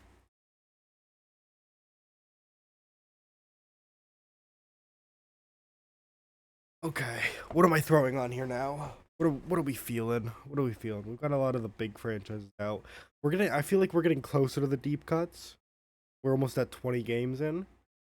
Um, but I think for now, there's been a genre here that has been missing from my list, and if you know me, you know that genre can't go missing. So let's throw up Forza Motorsport. Oh, the original Forza Motorsport. I think 4 is probably like the best, but I have the most love for Forza or Motorsport 1 because it is one of the reasons I got into racing. Um, Not the reason because there's other games in the future that will be making this are closer to the reason. But I played the shit out of Forza Motorsport 1. I love that game. I'm actively waiting for emulation to pick up for Xbox games because every time I walk downstairs to do laundry, I see my case of Forza Motorsport 1 and I'm like, fuck, I want to play more because it's just good. It's just really fun. I love Forza. Yeah, I've never played a Forza game. I mean, I guess I played Horizon. I forgot about that. I have played Horizon. But I don't know. I think that's a fair choice. I'm sure it's excellent. I've never played that one. So It's just really it has a very fun career mode, a lot of customization in your car and upgrading. Um a lot more free for you like on what you can do with the game than Gran Turismo. Um we will also be seeing one of those on my list. Um but it was just really cool. The damage in Forza Motorsport was really sick. The damage system in the game really fun. It's a great game. okay, so my next choice is going to be Hitman 3: World of Assassination. This one? I think so. Hopefully, it's That's not Sapient. The problem with these games is that, oh god, they've got an absurd amount of versions. Some of which there's one version you can buy for like $5 on Steam, which is literally one map from Hitman One, and that's it. Is it Um, literally? It's just a new Hitman 3, right? yes. I think this one's fine then. It's Hitman 3. So what's good about Hitman 3 is the fact that you can play Hitman 1 and 2 in it too. Um, if it was just Hitman 3 on its own, it wouldn't stand up because it's the conclusion of a game. Um, there's excellent maps in it, but like Hitman 1, like you need the full package. And this is a series that I was obsessed with for a while. I can always come back to it every half a year or so. I'll come back and play a bit more of it, go on a binge of it. I recently rebeat the full what I would call the full game because you're effectively playing one game. It's just stretched out over 3 games because of weirdness. Um, like it was supposed to be released episodically, and then they changed publisher, and they changed publisher again, and it was released indie and all this stuff. Um, but Hitman is just so fun. You can be so creative in these games. Um, the world's fun, the lore is fun. It's oftentimes still a beautiful looking game. There's just so much you can do. You can do everything from going loud to being quiet to doing accident kills. It's just so much fun. I've put so many hours to the Hitman. I think that's fair. I really do like Hitman. I want to get into it again at some point. The only one I've played a good amount of is Absolution, and that's hated by the community. But I did have a lot of fun with that. Um, I like Hitman. I think that's a very fair choice.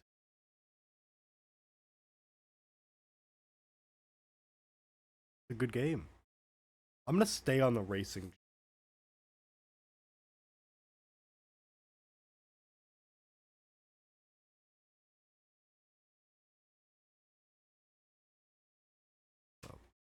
Is it Forza Horizons one? Maybe no, No, it is Horizon. it's just called Horizon. Um, Forza Horizon. Uh, I'm choosing the first one because I have a lot of love.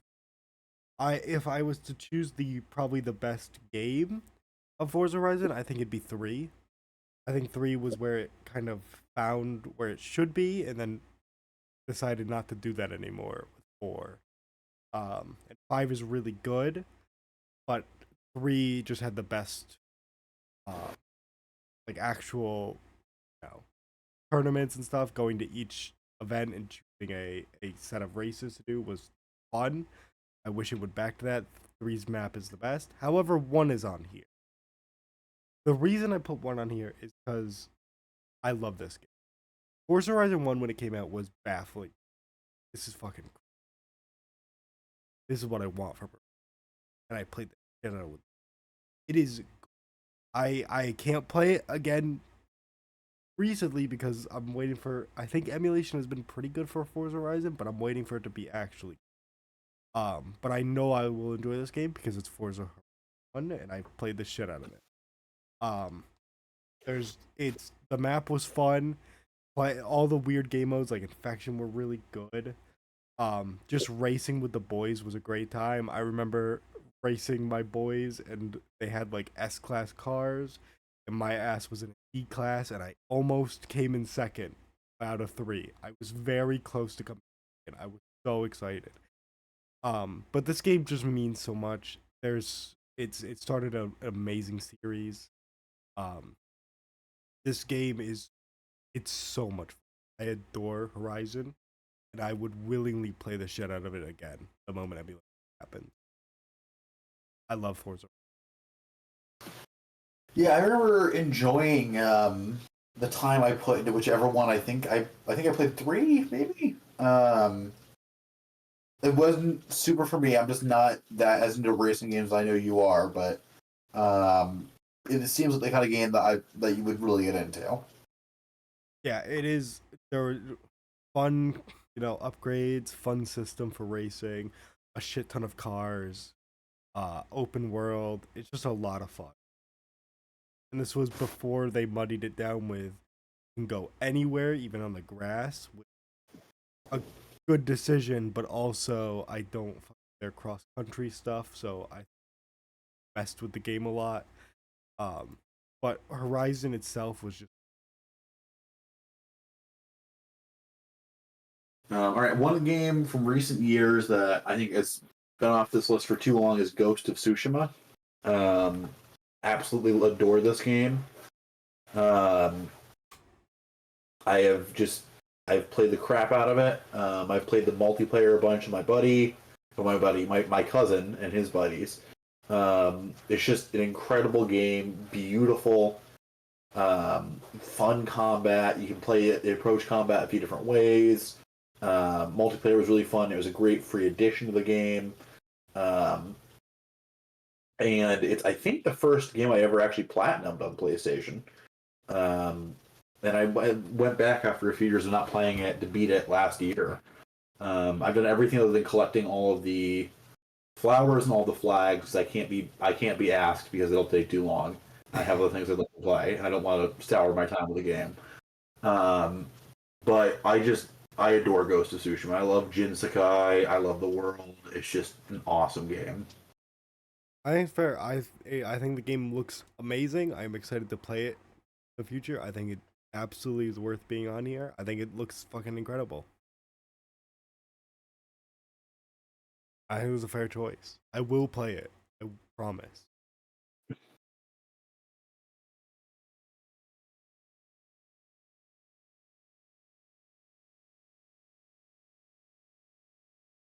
I mean, one had to be on here. There's a lot of good choices for Gran Turismo. I've played the shit out of one recently. I've played a bunch of three over my time. Played four. I think I've played up to five. Gran Turismo is really fucking. Um, it's one of the games that got me into racing. Uh, I have two up here because I played a good amount of one as a kid. Played a bunch of three. Gran Turismo 2 was like shit out of this. Um, and going back and playing even one, it still feels good. It still feels really strong to play. The career mode is very fun. Shit ton of cars. Just an obscene amount of. As someone who adores racing like shitty cars, the fact that there's a bunch of like dog shit normal driving cars is so fun. I love racing. And two is just it's incredible for that. So much fun. I do think three A spec is the game. However, I love two more. I put more time into. I thinking about this. It's one of those games that's one of the reasons I'm into racing games. Um, it's it's just very, especially for being so. It's still really Yeah, I've never played a Gran Turismo. My quote unquote realistic racing game growing up was Burnout 3. I figured out that's the one I had. Um, I don't know. I don't know if that kind of racing is for me, but I also literally don't know because I never even seen gameplay of it. So Very fair. It's just very fun. Very Gran Turismo One is like one of the most in games because of how well it did like driving and cars and how well it looked. It was monumental for who was another step forward. Um, it's really good.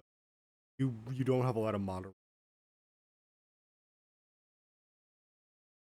They're really, but I completely understand not it how it is. One of these days. I had another one lined up and I completely forgot what it was. So instead, I'm going to go with one of the ones I've been thinking of at the beginning: Ratchet and Clank 3, Up Your Arsenal. Um, I just loved. Let's see. Yeah, that one. I played the crap out of this as a kid. Didn't beat it. It's going to be a running theme in case it's not obvious. I think I got to the Courtney Gears fight and then I couldn't beat it. But I didn't. I had the first one. Didn't know the second one. But I loved this game. It was just very fun playing it as a kid. I remember replaying. There's like one mission in a movie theater or movie studio, and like where you're basically doing like a King Kong style movie with Clank, where he's in a giant robot suit and you fight actual enemies, and you get to just destroy all these buildings and pick up and throw them at people. And I would play the crap. I would just reload my save and replay that mission over and over again because it was so much fun. Wacky, zany weapons. You were talking about the polymorph spell in Warcraft earlier, and that's what made me think of part of what made me think of Ratchet and Clank. Was it had the was it the Quackinator or something? It had like a transmogrifier gun. You could turn people into ducks or sheep, and you could even do that in the multiplayer version. And if you got sheepified, you just literally couldn't do anything but jump around the map until someone killed you. Um, it was so stupid, very fun. Um, just a very very fun game. I think that's fair. I've Very never played a Ratchet and Clank game. I respect that as on here. Uh, I've just never.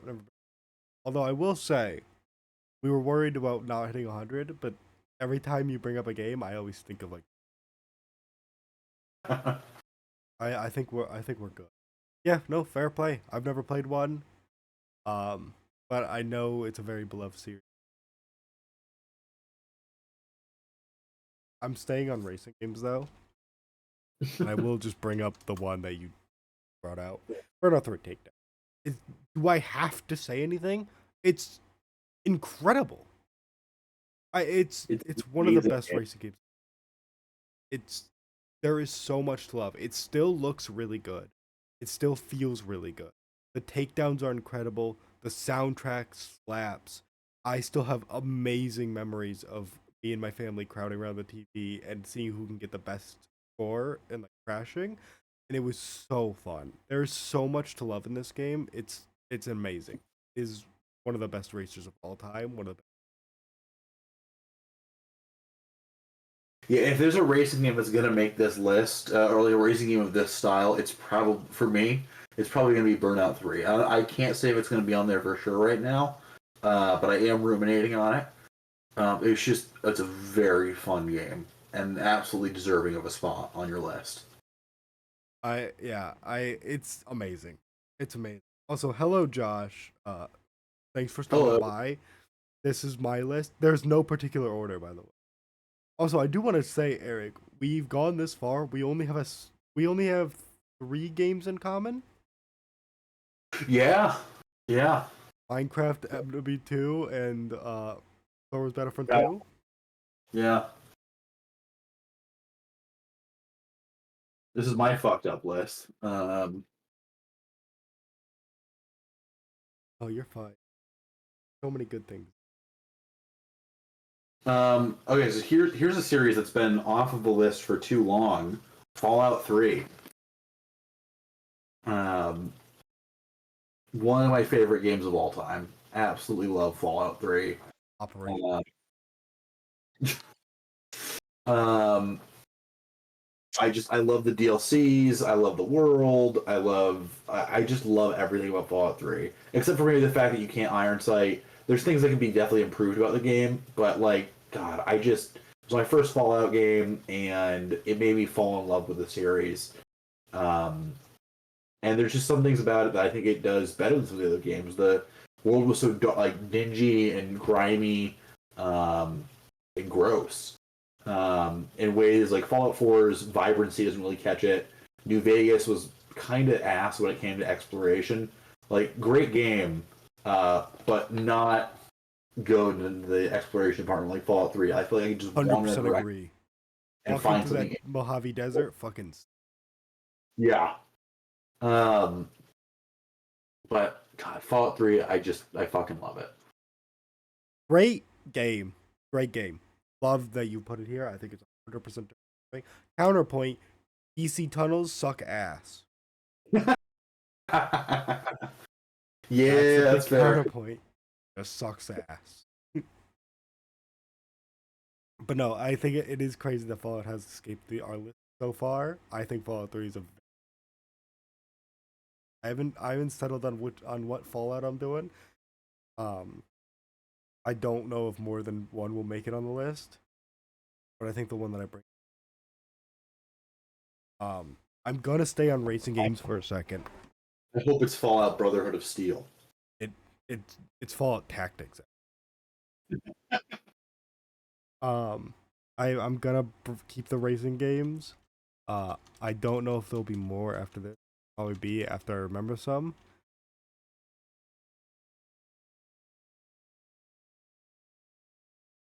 Need for Speed Hot Pursuit 2, the original. Um, this game is one of the most influential racing games to me. Um, this when I think of racing games, a lot of times I think of this exact cover for this game. A lot of my favorite cars, like Lotus Elise, um, are in this game, and the reason they are some of my favorite cars is because of it is incredible. It was obscenely fun. The dynamic of running away from the cops and then also being cop. It was really fun. The gameplay is incredible. Underground is probably not making the list. Sadly, I love Underground, but I haven't put as much time um for a top 100. I think it's incredible. I just don't.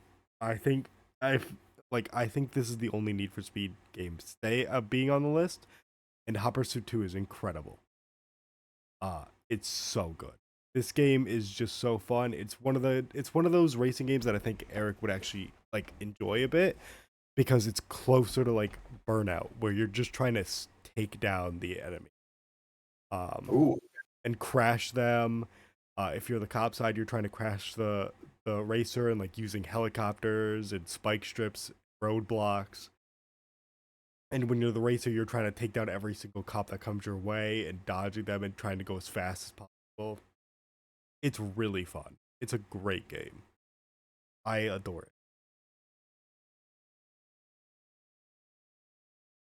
I mean, I've never played. I don't think I've ever played Need for Speed. I've always known the name, but I only ever played it.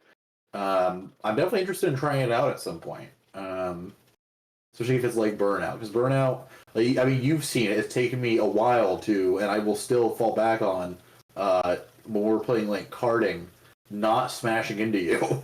You did honestly with karting, you've done very well with not. There have been some really good races. But yeah, Burnout 3 ruined my ability to. I didn't ruin it. It molded my racing prowess for years. I mean, to be fair, Burnout 3 slap. It's so good. All right, this is gonna be a weird one.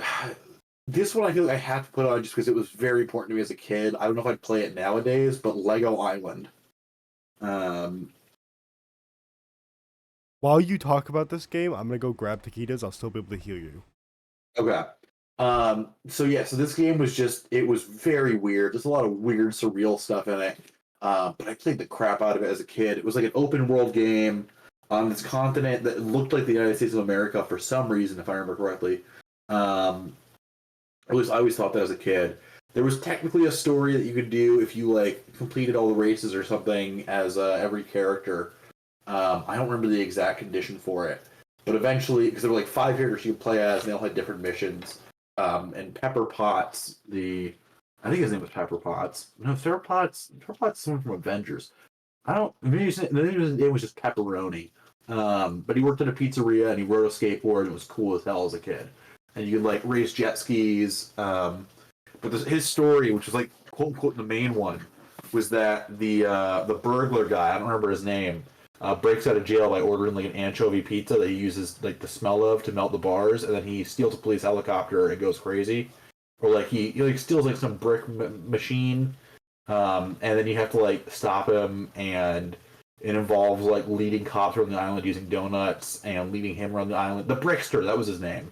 Um, and it was really stupid and really weird. But I played the crap out of it as a kid, and I'd feel weird not having it on this list. Um, After I thought of it, so I mean, I'm gonna be honest. The game sounds fucking baffling, but respect for putting it on. It's absolutely batshit. I mean, respect. I'm gonna be honest. Crazy. I've never played the game, but from what I've heard, is fair play. Fair play. It's honestly worth doing like one stream of it just to see how fucking weird the game is. I'd be down. I'd be absolutely down. No, that's a crazy pick. I think that's a sick pick though. Where do I want to go from here? It's the big thing. Um, I guess I'll stick with. I think I've chosen what Fallout needs to be on here, and it's gonna be crazy. I totally respect it. Fallout 4. So Fallout 3 is great. Started the main series of what Fallout was gonna be under Bethesda, and it's great. Fallout New Vegas. First playthrough of Fallout New Vegas is incredible. Replaying that game, I don't know, man. Fallout 4, though, I slept early, and in high school, I slept early and woke up at 12 a.m. to play the game, and I beat this game. Not that day, but like I just binged this and beat. And this, while I do think the story is worse than the previous two, I think the factions are weaker. I think this game's it feels so good to play. It has by far the best gameplay. I'm not putting 76. It feels so good to play. It's just the best feeling Fallout, and I think it's amazing. Yeah, it's actually going to be my next game too. Let's go! I just needed to put Lego Island on before I forgot. I think that's so valid. I think, like you said, there are some things that it does very poorly. Like story, God, the dialogue system is just abysmal.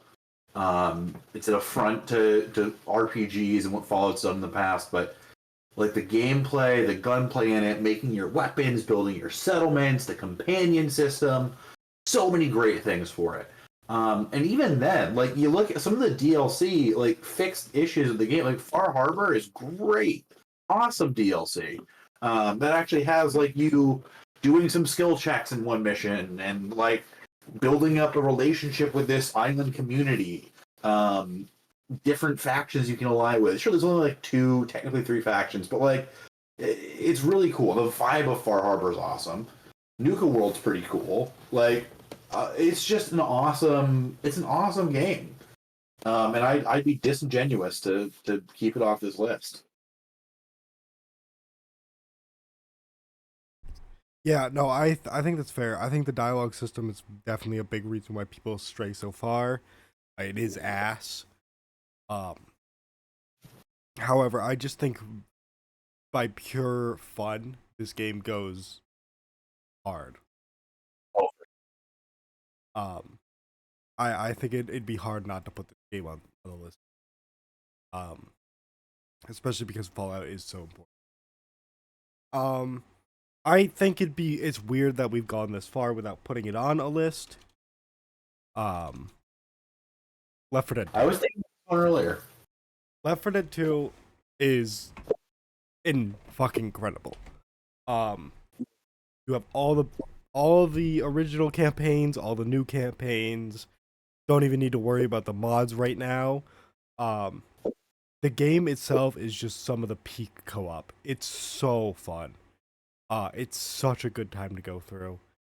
Even when we were playing it recently with our stupid modded campaign, um, it was so fun. It's such a good time.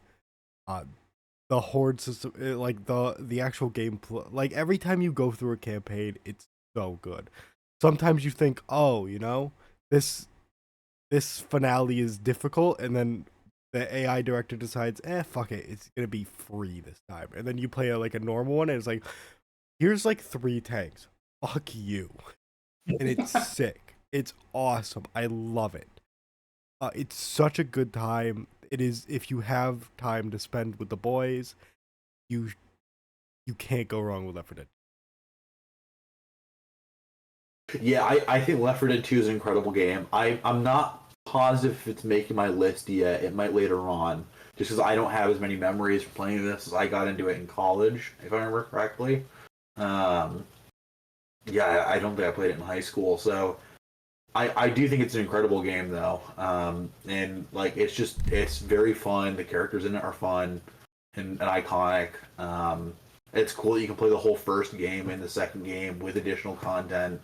And like you said, the modding scene is incredible for that game. Um, like you got mods that are basically on the same quality as some of them are basically the same quality as the base game.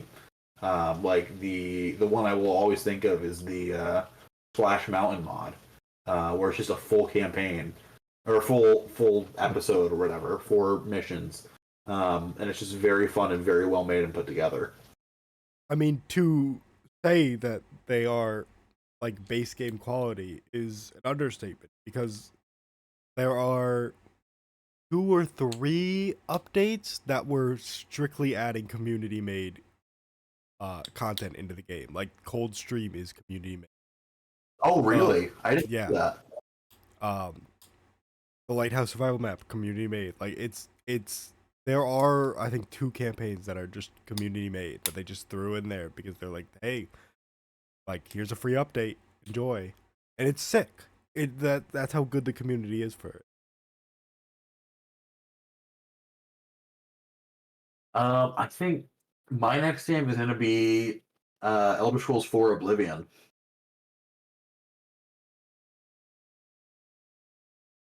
I This was like the first real RPG I played. I remember my dad getting it, being like, "You should play a game that makes you think a bit more," or something like that. Like that's what he said. And I still don't know if that's quite the case with Oblivion, but dear God, is it a fun game? So many memorable quests, so many memorable quest lines and characters. The DLC for it, well, one of the 2 main DLCs for it, because I had it on the PS3 as a kid. I didn't get the other DLCs till later. So time with like Knights in the Nine and Shivering Isles. Out of those 2, one is really good, and the other is pretty okay. Um, but Shivering Isles is incredible. Just so creative and weird and wacky. Shia Gorath's an awesome character. Um, and yeah, I love Oblivion. I love customizing magic. I love casting magic. I love the different play styles you can do. Um, and the fact that every NPC has a schedule, and they just kind of forgot about doing like with the Radiant AI, and they just kind of stopped doing that because it created too much of a pain in the ass.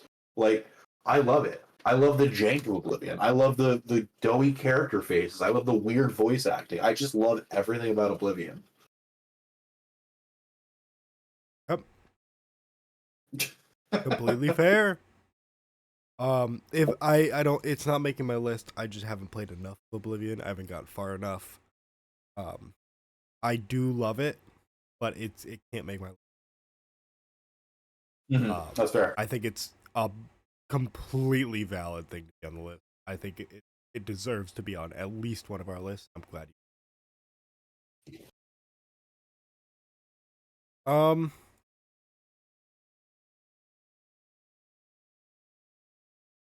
Yeah, I was thinking about this one too. Lord of the Rings Conquest. I was worried that you'd throw it up there before I did after we did Battlefront 2 so early. Um, it has to be on here. It is just Battlefront 2, but with Lord of the Rings, and it's fucking sick, man. It's so awesome. I love this game. Um, Played the shit out of it as a kid. I want to go back to it so bad because I do remember there's jank, but I also remember how fun it is. Um, it is just such a good time. The class system is weird, but it works and it's a good time. The heroes are always so much fun. The maps are sick. It's just really good, and the two campaigns awesome. I love this game. It's just pure fun. Yeah, throw it on mine too because it's just, mm, just a lovely, lovely game. You get so much of the Lord of the Rings vibe in it. So many fun maps. The hero like huge hero variety to the point where like even like the hero assault equivalent couldn't even have every hero on both sides. There were just too many heroes for the slots available. The fact that you can play as like the Balrog is awesome. Um, and there was map interactions. Like I will always remember spending like an hour as a kid on Moria, just pulling the lever as goblins ran up to me, like up the bridges, and just watching them fall to their death, and just fucking loving it as a kid. Um, it's just great game, absolutely great game, and it still holds up today.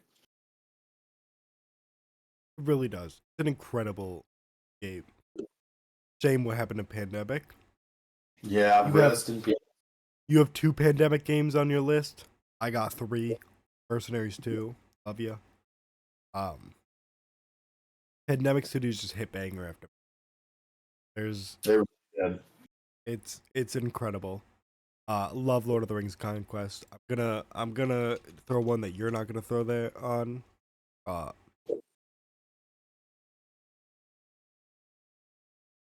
where is it? Lord of the Rings Battle for Middle Earth 2. This is an RTS. Sorry, Eric. Um, It's okay. Sadly, it's fucking sick. It's really cool. Um, there was nothing quite like, going crazy on Minas Tirith, making hordes of creatures. Um, the hero system was really fun. All the factions felt unique. The campaigns were sick. Just a really good RTS. There's a reason it was selling for like 250 um recently. I think now that I think emulation or like I think it's been thrown online. I think you can get it on Abandonware. Uh, but yeah, it's really good. It's an incredible RTS. I don't think I've ever played the expansion pack, or but I really need. This is one of those games that I need to go back to very soon. Yeah, I've never played it, but I've heard nothing but good things about it. And it's a Lord of the Rings thing, so it's got to be pretty cool. It's Lord of the Rings Conquest of like how it's an amazing, you know, licensed game except for an RTS. I think I'm gonna do another Lord of the Rings game, Lord of the Rings: Return of the King. Played the crap out of it with my dad as a kid. We got to the mission after the Battle of Pelennor Fields. Apparently, I don't ever remember getting past it, but I have beaten it on original hardware. I'm trying to rebeat it on emulator.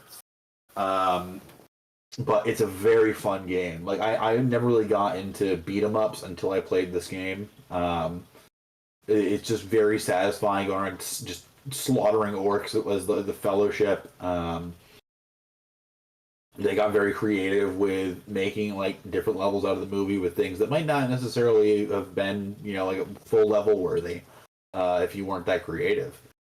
It's just very fun, very satisfying, and just cool. And it gets the vibe right. It gets me going. Like if I want to slay some orcs and I'm not in the mood for conquest, I'm playing this game. Never played it, but I think that's all valid reason. I think it looks like a really fun game. It's got multiplayer. If you ever want to play it over the Parsec, computer, yeah, or classic, Parsec. classic. No, we definitely need to. I love a good Lord of the Rings game. I think I'm glad that we both put two of them in there. Um, because they've had some banging games. Um, I gotta think of where I want to go. I've got a bunch of games on mind, but trying to like actually. Um, let's see. Fuck, man. Okay, let's do it.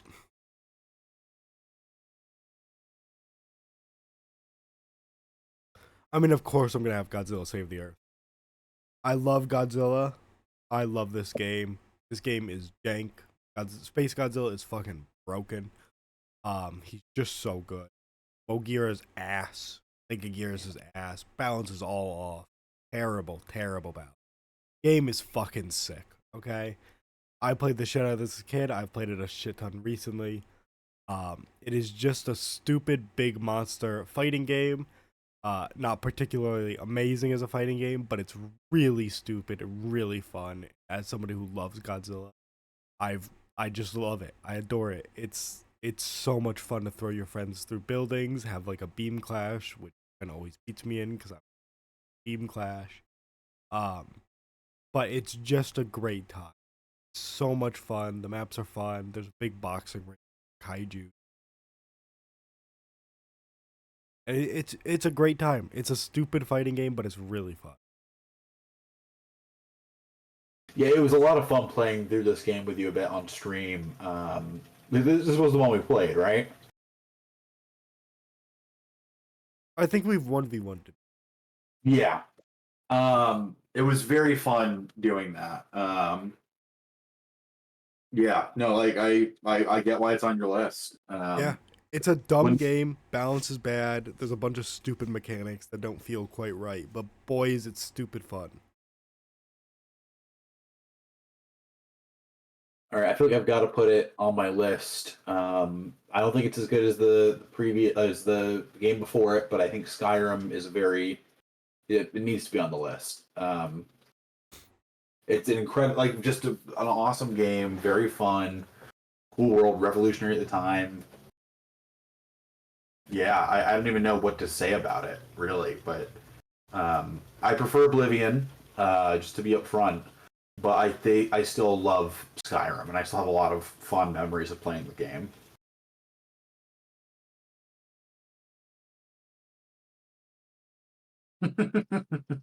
Yeah, I was gonna keep it hidden, but I know Oblivion's not getting on my list. I know I've praised Oblivion over Skyrim a lot.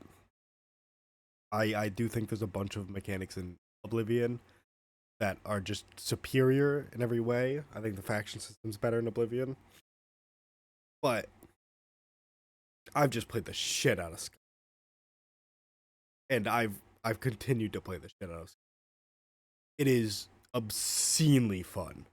Um it is, I think there's so much Oblivion does more, but Skyrim, it's just such a good. It's fun, it's stupid. It's just great. It's a great game. The story is fun. There's fighting dragons is good. Giants sending you to space is stupid. I love it. I rarely ever do the main quest. To be fair, I I think we have like a 60-hour or 70-hour playthrough, like that I've done on stream, and I think I think my latest main quest is I got called to Mount Hrothgar. So like that's how far I've got to do it. But doing all the other stuff is so much fun. So there's too much in this. I do love it. It does deserve.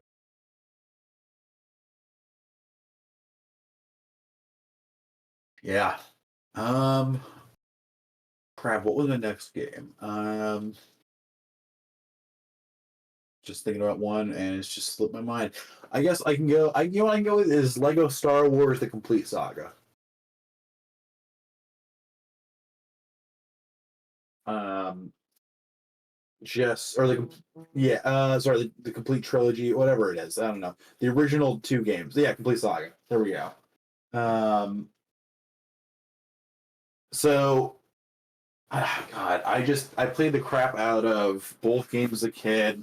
Um, original trilogy on my PlayStation and Lego Star Wars on my grandma's Xbox, my cousins.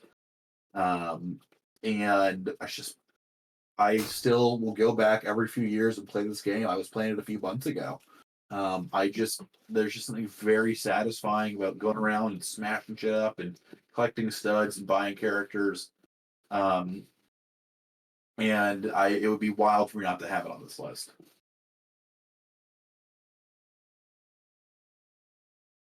I agree. I'm putting it on my list too. It's another one of those things that's like I played the shit out of a kid. I've come back to it and I'm like, yeah, it's still good. Um, it's just like you said. It's all the things are there. It's really fun. I remember playing the shit out of that mode that you got like after you locked a bunch of stuff where you could like there was a little city and you could drive around. Yeah, Lego City. Yeah, I love that shit. Um, there was just so much in this game to discover and to unlock and do stuff. It's just jam packed. Right there with you. Okay, another one I've been thinking about for a minute. Pokemon Fire Red.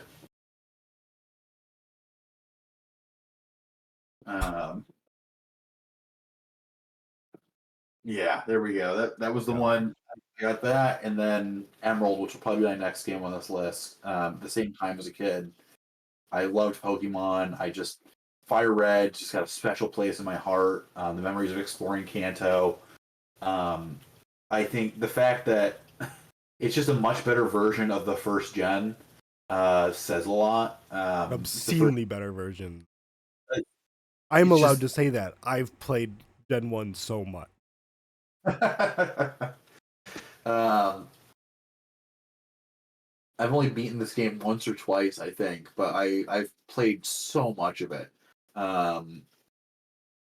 Yeah, I was very bad at it as a kid, especially because it took me years, not years. It took me too long to figure out how to save. Um, so I would I just still love that story. Um, I still remember playing Emerald before school, being like, okay, I guess I gotta turn it off now. And then just restarting. But I loved exploring the world. Yeah, I don't know. It's my thoughts of this are going to kind of merge with my thoughts on Emerald. I guess, but I just love Fire Red. Still got my original cartridge. Completely fair. Completely fair. I will only be putting one Pokemon game on my list. It's it. I was typing Pokemon game.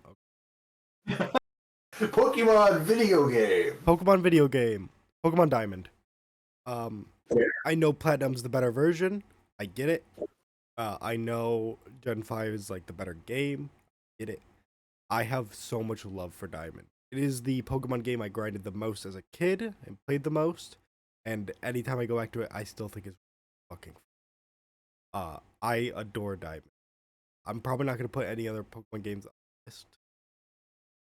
As much as I love Emerald and Gen 5, as a whole, like Black and White 2 specifically, Black 2, um, Diamond is the one that comes above them all in terms of how much I do just have a lot of love. There's just a lot in here that I adore. If I was to play another Pokemon game, which I need to go back and finish Ruby, um, I would probably go for a Gen 5, but like honestly, if someone put Diamond in front of me, I'd be ecstatic. I love it. Just a great game. Yeah, I didn't. So I played a lot of Platinum as a kid. That was my Gen 4 game. Smart, That and smart. Silver. Um, and I really enjoyed it. But I remember being a little disappointed because I felt like it was too easy because I beat the Elite Four on my first try. Whereas I think it was just because I was older.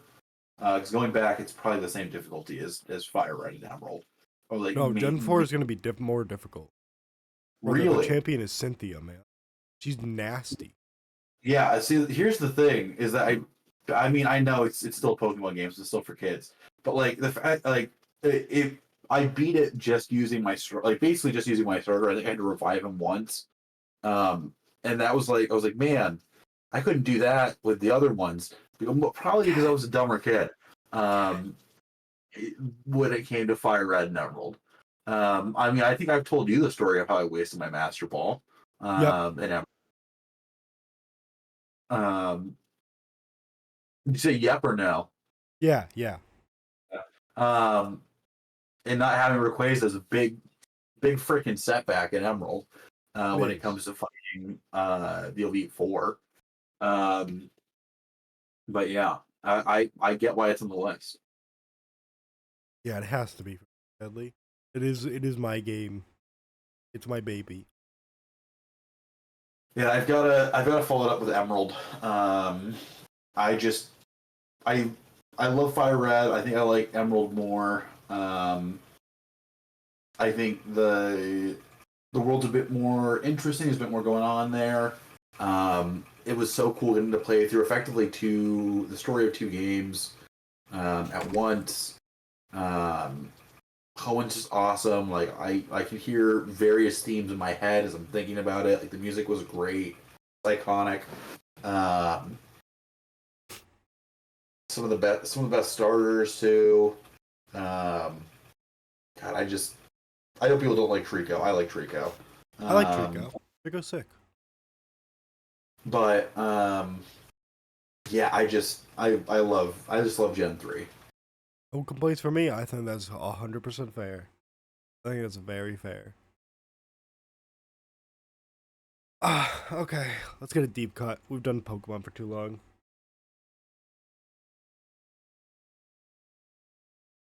Majesty, the Fantasy Kingdom Simulation. This is technically Majesty Gold HD, which is the version. Majesty is insane. Probably like maybe 1% of people know this game, of like actual like full blown gamers might know of this game. It is a RTS, building a king to survive, the hordes of, other kingdoms or monsters. You're just trying to complete the mission objective. Very simple. You train up heroes, send them out to fight. Very easy. They level up, they get stronger. The predicament is you don't control the heroes. You train them, you hire them, and then they fuck off and do whatever they want. You're basically building a town, and you've just got to deal with the whims of the heroes. You buy a rogue's nest, sick. They're gonna steal a bunch. They're gonna do a bunch of shit. They're gonna poison people's weapons. They're also gonna steal from you. They're a piece of shit. They will just steal weapons from the blacksmiths. They won't pay for them. It's fucked up. You know what's sick though? That you have to deal with all of that and still win the match. Trying to get your heroes to actually take jobs by setting an absolute insane amount for them to go fight these dudes is amazing. Having a mage, a wizard, hiring a wizard at level 1 and realizing you've basically hired a piece of glass that at the slightest breeze will tip over and shatter on the ground. However, the moment he levels up to like level 4, he becomes basically a demigod, is fucking sick. The problem is you're just constantly dealing with, will the heroes actually work? Will they decide not to run directly at the vampire and lead him back to your town and then all die? Will they actually leave their home to fight and save your kingdom that's currently burning? Probably not. They're probably fucking busy resting, or they're scared. Who fucking knows? But they're pieces of shit, and it's fucking sick. This is one of the greatest strategy games of all time. I adore this. It still looks good because of how good the pixel art is. It's so good. I love this game with all my heart. I adore it. Yeah, that sounds pretty fun. I might have to check that out because that seems like a pretty unique concept. It's very interesting, and it's very infuriating when they don't do it, but it's so fun. Majesty 2 also exists, and it is neat. I don't think it's as good as Majesty 1, but it's neat. I feel like you've told me about Majesty before. Like I vaguely remember it, but I don't know. This also feels like the first time I've heard about it. but it I seems like a adore very this. cool. It would almost definitely be in my top 20. It would probably sneak into top 10 of Sure. all time. I adore this stupid little game. All right, coming in with a weird one. We're going with Wii Sports Resort. I just played the crap out of this as a kid. Played it with family, played it with friends. Nobody ever wanted to do the air battles with me, and I always wanted to do them. So instead, I had to just do the regular plane flying mode. Uh, it was cool exploring the island. The sword fighting was cool. Getting to It was play very cool. all the games was cool. It was just very fun. And I'm still sad that my disc is borked, so I can't play it anymore. Very fun. No, I do think it's a very good shout. Esports Resort is sick. The sword fighting minigame especially. Oh yeah. I love that shit. I think that's just a fair pick. I have no qualms with that. Um Ace Combat 7 Skies Unknown. This game is fucking sick, okay? I get that there's a lot of people who would probably choose like 4 or something. I'm sorry, I've only played 1 in 7. And I only played 1 after 7. Um 7 is just so fucking stupid. I adore this. This is one of those games where it's like the story is so dumb, but because they lean into it so hard, it's so good. There is a DLC where you're fighting a dude who thinks nuking the capital of the other country while a parade is going on is like a heroic duty, and he's gonna be a hero for ending the war. And it's like you're gonna kill millions, and it's like fuck it, fine. And you fight him, and the boss battle is his submarine shooting fucking like EMPs and lasers at you, and it's fucking awesome. This game is pure hype, and it's fucking sick. I adore this. The music goes hard, the story goes hard, the boss battles are sick, the normal gameplay is amazing. Everything about this is awesome. It's amazing. Yeah, I've never played an Ace Combat game, but I know you're very passionate about them. And I've listened to some of the music, and the music's great. Yeah, I the only airplane game I ever played was some random ass World War II game on the Wii. And I don't remember what it was called. I I probably know it, and it's probably like dog shit. Probably sick. I remember it Look, being very mediocre. this game is dumb. Okay? It's dumb. It's if you're not into flying, you're never gonna like it. But like this game is so stupid. Start out in like a normal plane with missiles and bombs, and by the end you're in an experimental futuristic plane shooting railgun. It's awesome. It's amazing. I love it. All right, I want to do Mario Galaxy for my next one. Sticking with the Wii. Um, I know people like Mario Galaxy 2 better. I know people like Super Mario 64 better. Personally, I don't care, and you can go to hell. I like Mario Galaxy the best. It's the most fun to me. I like it.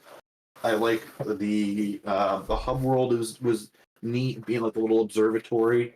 I prefer it over the Mario Galaxy 2 system. I loved exploring the planets and running around. They got very creative, very weird, um, and it presented a lot of unique gameplay. And I just think Mario Galaxy is great, and I love it. I think it's fair. I've played Mario 64, and I don't think it's as good as people say. Um, I beat the whole game. I got all the stars. It's a neat game. Don't super fuck with. Mario Galaxy, I played a shit ton as a kid. Does go hard. Completely respect for that. I think it's fair to be on the top 100. I respect that a lot. Well, I put Ace Combat 7 on here. I'm gonna put the fan game up here too. Project Wingman. This is a game made by people who love Ace Combat. Made by 3 people. I think it's a developer, like a programmer, a artist, and the composer. Uh, you would not be able to tell it's made by that few of a team, that small of a team, when playing it. This game is incredible. It is. I prefer it over Ace Combat 7. I think Project Wingman is fucking amazing. Um, it is basically the same things I like about Ace Combat 7, except more. Um, the music is even better. The gameplay feels even better. The story is even stupider and dumber, and I fucking love it. It's so dog shit, stupid, crazy, but they lean all into it. And I'm not allowed, I'm contractually obligated by the devil himself. And if I talk about Project Wingman, I must talk about Mission 11.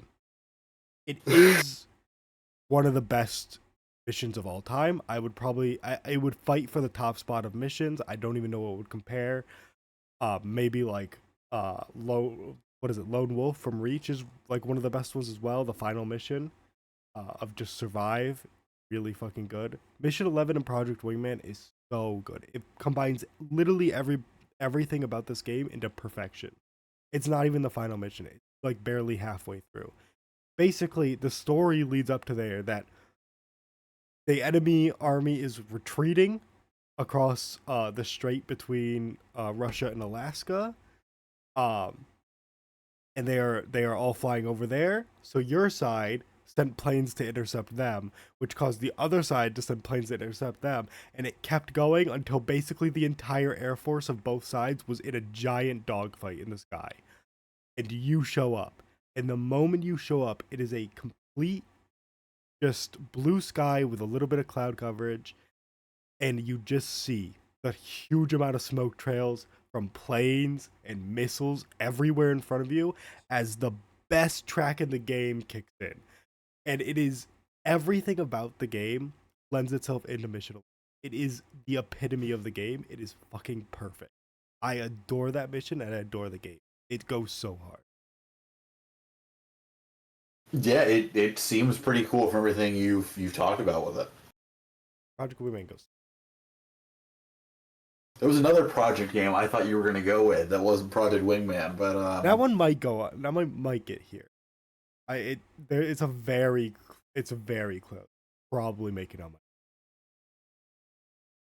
oh, shit, what was the real one I just thought? There was a weird one I thought of, and I don't know if I want to put it on the list or not. And I'm trying to think of what the real one was that I thought of after that. Oh, I know, Star Wars: The Force Unleashed. That was a game I played a lot as a kid. Too. I'll admit I'm not sure if it still holds up today. It does. I've played it. I've played it recently. Though that so I tried playing it recently, but I think it's because I was playing it on like PS3 and the FPS was awful. And I don't know how I played it like that as a child.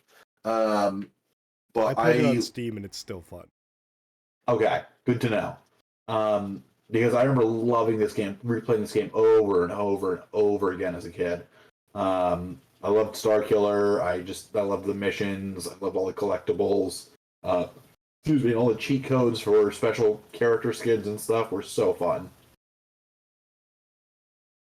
Completely fair. I think it's an amazing game. It's not hitting my list, but I think it's very good. I think it's hard not to be on the list. With you there. I still got a lot of games. I know. I still got a lot of games. God, what was I just thinking of? What was I literally just thinking of? Because I wanted to put it on the list immediately. Fuck, man. That's so fucked up. It was right there. I was like, this is gonna be my next game. Okay.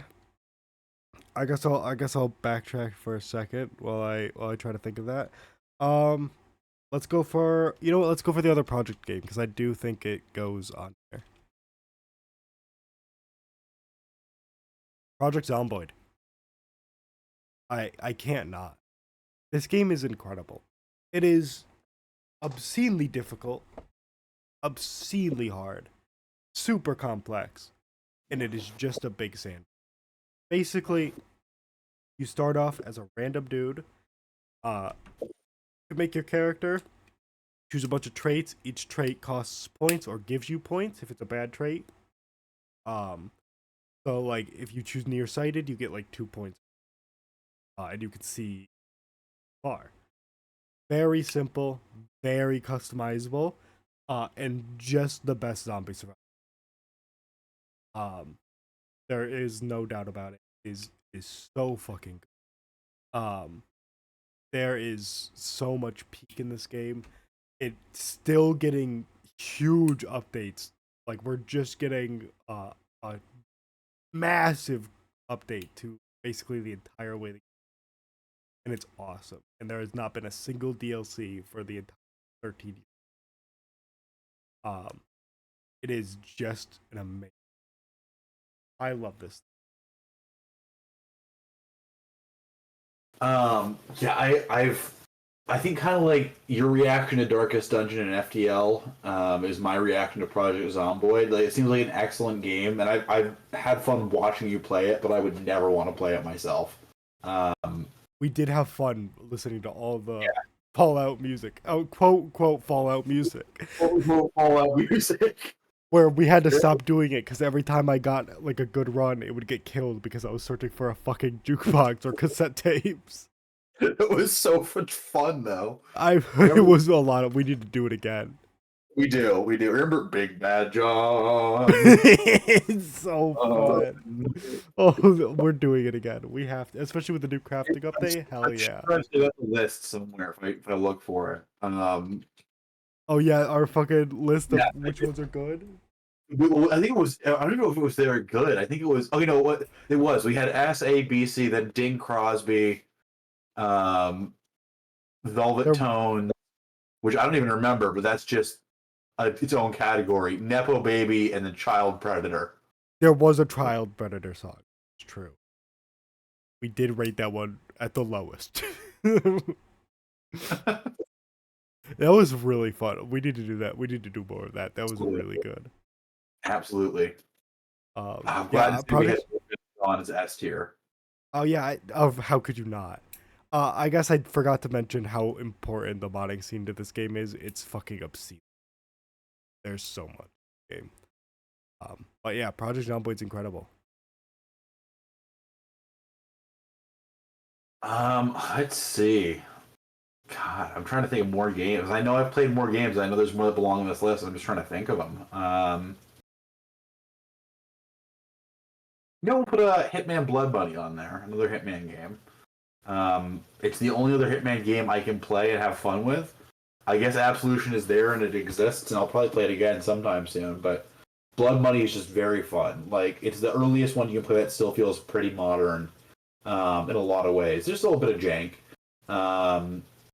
but it's just a very fun game with really memorable areas like the New Orleans mission, the Christmas mission, the mission where you have to storm the White House. It's awesome. Like, just and of course the final mission, which I don't. Do you know the final mission of Blood Money, Ben? I do not. Then in the event that you ever play it one day, I will not spoil it, but it's incredible. Understood. Riverboat's another great mission. Oh man, A New Life. Just so many good missions in it. It's just a great game. I respect it. I know how much you love Hitman. I think that's completely fair. I think it's tough to argue against. I will get into Metal Gear. I'm not. That's don't worry about that. Metal Gear. I will get into Hitman someday. I promise. Let me throw up a crazy one while I try to think of what I was trying.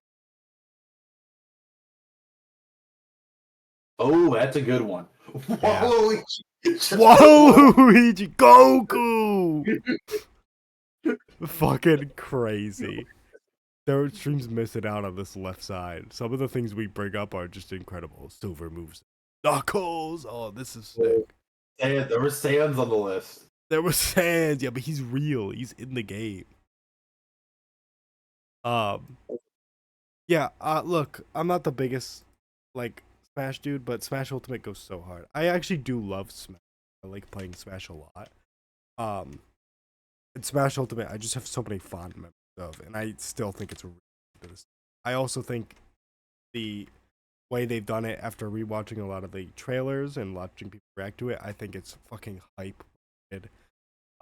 Their first trailer of revealing the cast and putting the tagline "Everyone is here" and then showing literally everybody from all the Smash games. I mean, that's incredible. It's peak. It's video games, the video game. It's just a celebration of everything and having so much fun. And I love it. I think it's a really good game. I think it's amazing.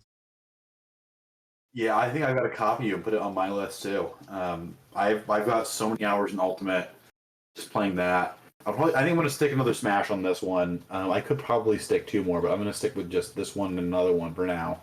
That's fair.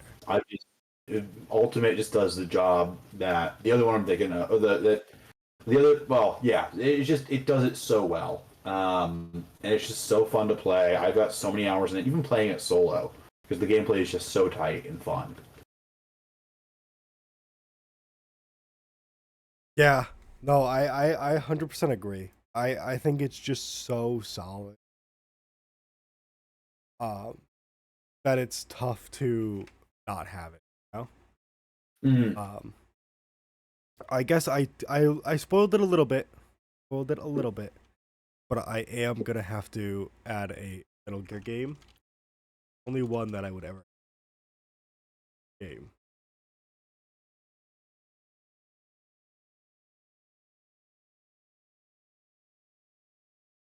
Metal Gear Rising Revengeance.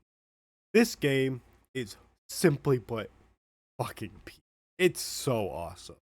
It it has the same reasons for a lot of it as Ace Combat and Project Wingman. It is dumb. It's really stupid. It's obscenely dumb, and I fucking love it. The gameplay is amazing. The music is fucking incredible. Your tutorial boss is a giant fucking robot that you duel with and toss around. The final boss is incredible. It's had a resurgence in memes like probably like a year or two ago, with just how crazy things are and how crazy the characters are. The everything about it is just so much fun. I adore this game. I loved every second of playing it, and I'm not a big Metal Gear guy, but this Metal Gear. Um, it is just so obscenely fun. Every Raiden is a sick protagonist. It's so fun. Um, you fight giant mecha gorillas to protect a small Mexican child. The mission goes hard. There's just so much. There is an unironic use of the word memes. Uh, it is everything about it is just stupid, and I love every second of this. And one thing I'd like to point out is the Little Big Planet Metal Gear Solid crossover on the left side of the screen, which you fortunately cannot see. But I did own that DLC because I did play Metal Gear Solid 4 and really liked it as a kid. That's a big shout out. Big shout. Yeah. I've never played Rising. I've heard great things about it, but I never played it myself. I remember Raiden being sick in Metal Gear Solid 4, though. He's really fucking cool. I think you would like Metal Gear. It's I think I own really it. fun. Check it out at some point. It's just dumb action. So good. Music's high. Amazing game. All right, I've got to put the other Smash game on here, Smash Bros. Brawl, because that was my OG Smash. One of my favorite stories with it is that playing it years afterwards. I think I've told you this story. If you weren't, assuming you weren't there for it, but the Wiimotes that I had, they had little speakers in them, right? And they degraded over time. And every character, says something when you pick up the mic. And when you pick Ike, he'd say, "Prepare yourself." But my speaker was so degraded, we found out it sounded like he said, "Go fuck yourself" every time instead. And we just got such a kick out of that. And the music, the opening to Brawl is just, I think, the best Smash music. And anybody who says otherwise is just wrong. They're just wrong. Brawl's opening music goes so hard. With the opera, like, oh my god, it's just incredible. And the Subspace Emissary was an awesome mode. Like Brawl is just great. I honestly, I think people are gonna be upset, but like, I think Brawl is I think it's very. There's a reason so many people are. Smash Brawl is it's fun. 100% agree. I think that's fair. I think it's very fair. I did finally remember the game I was thinking of that left me. Star Wars Empire at War. This game is so fucking. It is in the same kind of vein as Total War, where you play a giant grand strategy of building up your armies and then sending them to fight, and then once you get into a fight, it becomes an RTS. And the ships are really fun. Every ship has its normal health bar, but the health bar is based off of the components of the ship. So when you're fighting a Death Star, they're gonna have a bunch of turbo lasers. They're gonna have like a hangar, a shield generator, engines, and you can specifically target each part of it, which is sick. So if you really don't like their tractor beam, you can target the tractor beam. If they're retreating and they don't have an engine, they just lose that ship. So targeting engines is huge. It's just so much fun. The modding scene is also incredible. There is so much in this game that's obscenely fun. It is just one of the best. Yeah, I've played a little bit of Empire at War. I could not get into it. Shocker, I know. But I know people love it. Yeah, I do. It's sick. But I completely get why you can't get into it. All right, this is gonna be a weird one. They might not have Big Buck Hunter Pro plug and play. Oh, I put an extra. My bad. Apologize. Oh no, there it is. Top left. That's it. We played the crap. My dad and I played the crap out of this. It was janky. It was awful. It was a crappy plug and play. You could only correctly play on a CRT because it assumed you would have like the bent screen. It wouldn't work right with a flat screen TV, and it was awesome. And my dad and I still quote. It was like a crappy version of the arcade cabinet, which was pretty fun. The missions were fine. Like I think you had some of the Safari missions in there, which was cool. But my dad and I still quote to this day, one of the mini games was just shooting jugs at this old man's house. And he just had these looped lines where he'd just go, "Not my jugs. Consarn it. Jugs." That's really good. Over and over again. And my dad and I always had a kick out of it. So I think I've got to put that game on my list. It's a very stupid choice, but I want to put it up there. I think that's very fair. I mean, can't not. I mean, that sounds so stupid, and I love it. It was a great time. How could you not? An insane pick, but I love it at the same time.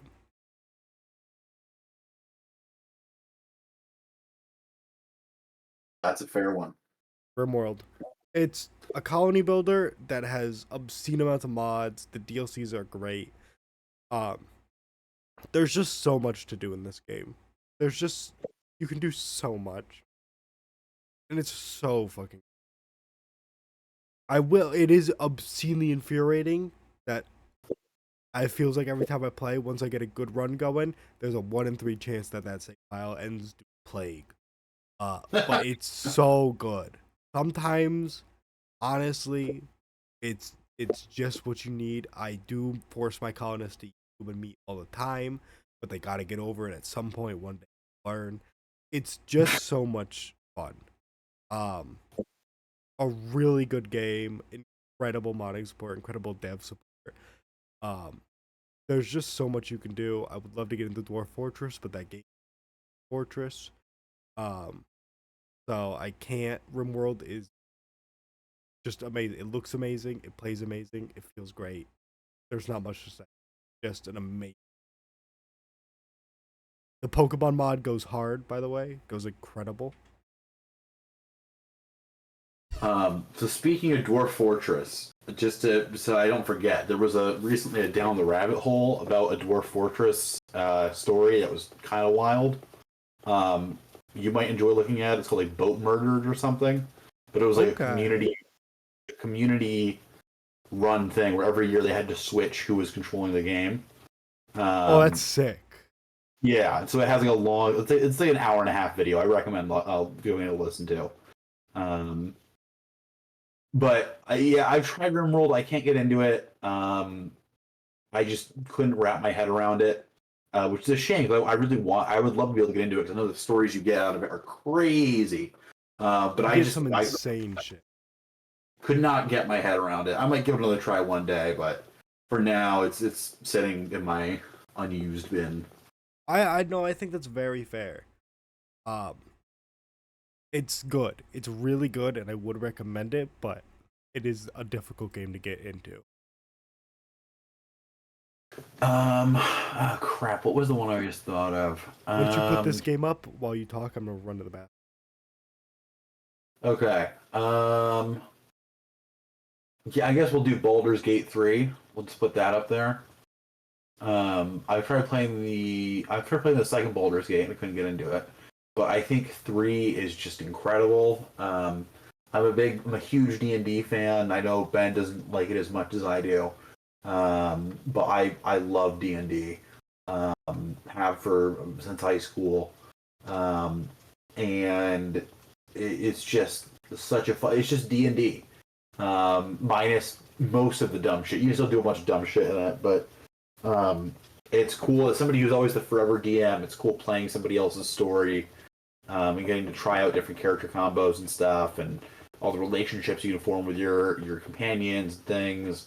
I just think it's an incredible game. Another game I need to finish.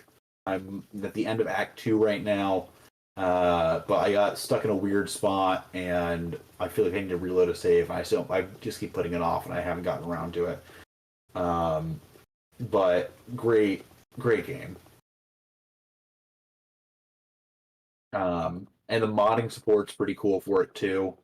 The fact that I could finally play a Mystic when I couldn't play that in 5e because it was only ever Unearthed Arcana, I think is awesome.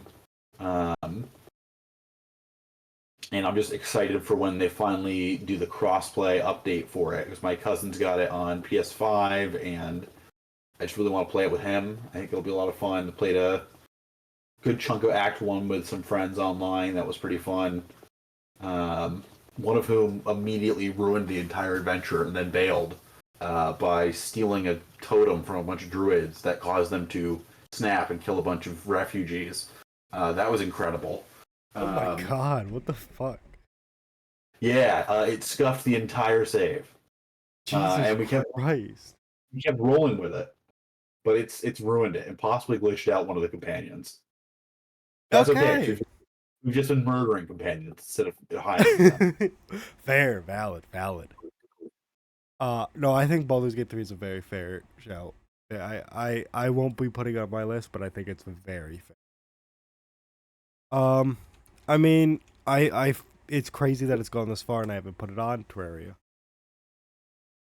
Yeah, it's Terraria. It is an incredible side scroll or side view, kind of like RPG.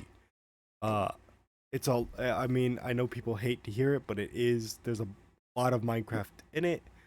Of mining, building, a lot more RPG aspects. The boss fights are so much fun. This is one of those games where I think playing on the higher difficulties is very important to me. I have more fun playing the higher difficulties. Um, but it is genuinely just such an amazing to just go through and play. And every once in a while, you do need to basically use the wiki constantly. Biggest downside of the game. However, it is obscenely fun once you. It's all the classes are fun. I love Summoner. It's kind of ass. Otherwise, I love playing ranged. Really fun to use the bows, especially the tsunami bow. It's there's just so much fun in this game to be had. Modding is also incredible. Yeah, I've played a good amount of base Terraria. I don't know if it's going to make my list, but I've enjoyed my time with it. and I think it's a worthy top 100 spot.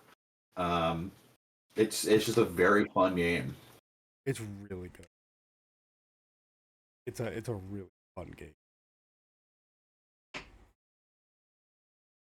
All right, I'm gonna put Okay. Project Warlock as my next game. Okay. So it's a throwback first-person shooter, kind of Wolfenstein-y. You can't jump, and it's all in one plane. But I played the crap out of it in college. It was just my go-to in between classes kind of game. I still go back and play it. I think the second game is also excellent, but it's not gonna make this list until it's fully out. So they're still working on the third act. I think the third act might be out, but they're like redoing it or something. There were a lot of changes with the second act, so I'm waiting until like they fully released it to pass judgment on it. But I find this game very fun. Each world is very unique. Getting to upgrade your guns into different types of guns is cool. It's like a system where you can you pick up points that are hidden in the levels, and you can choose to upgrade a gun or a weapon in two different ways. So like the submachine gun, you can turn it into a dual wield submachine gun, or you can turn it into like a needle rifle that bounces around corners and stuff. Trying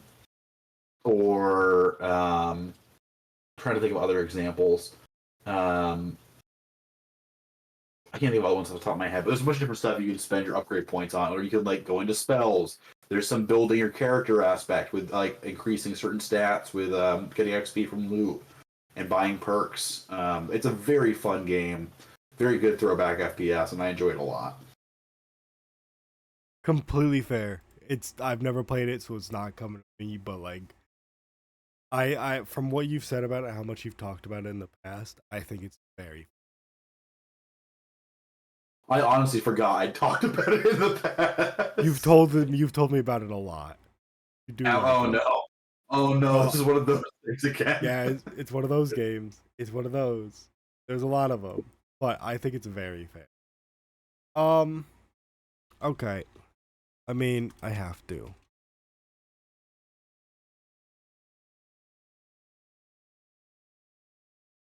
For it. Yeah, Zoo Tycoon Complete Collection. I adore this game. One of my top games as a kid, and I still play the shit out of it even now. Every once in a while, I have to download some whack ass software to play .iso files because I re-download the game off of abandonware and play the shit out of it. It is so much fun. The base Zoo Tycoon is great. I love zoo games. I love animals. I love trying to get one of each animal into the zoo and have a really nice looking zoo.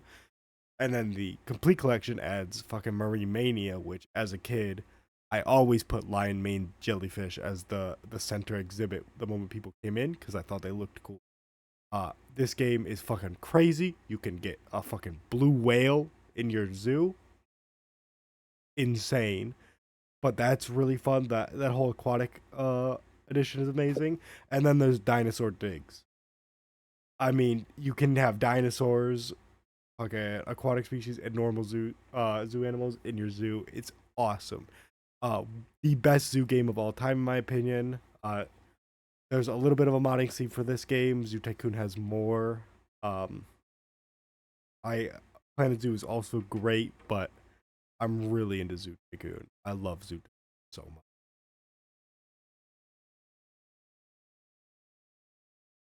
Yeah, I never really played any of the Tycoon games. I always wanted to as a kid. I remember seeing them in like the Scholastic bookstore sales. For some reason, that's just what I associate them with. But I never got around to playing any of them. Yeah, That's fair. It's definitely a very it's a weirder series, but it's really good. A couple of years ago, I want to say when I was like probably like 15, my brother bought me Zoo Tycoon 2 on CD because I had been playing Zoo Tycoon 1 so far, and I think like a year prior we found out there was a second one that had been out for many years. I just didn't know. And Zoo Tycoon 2 is really good. It's really good. I think 1 is, in my opinion, more fun. I like 1 more. There's a lot to Just a great series. The new one, aka the one they released on like Xbox One, is fucking atrocious. Don't even worry about that. But Zoo Tycoon 1 and 2 are.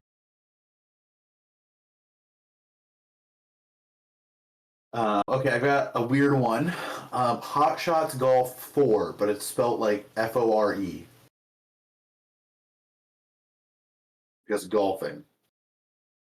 Hot Shots might be 2 words.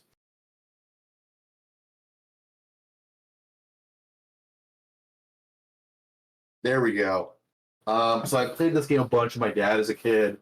It's a golfing game, but it's a little wacky. Like it takes the sport seriously, but you have these silly characters playing it. And you can like taunt each other while you're playing.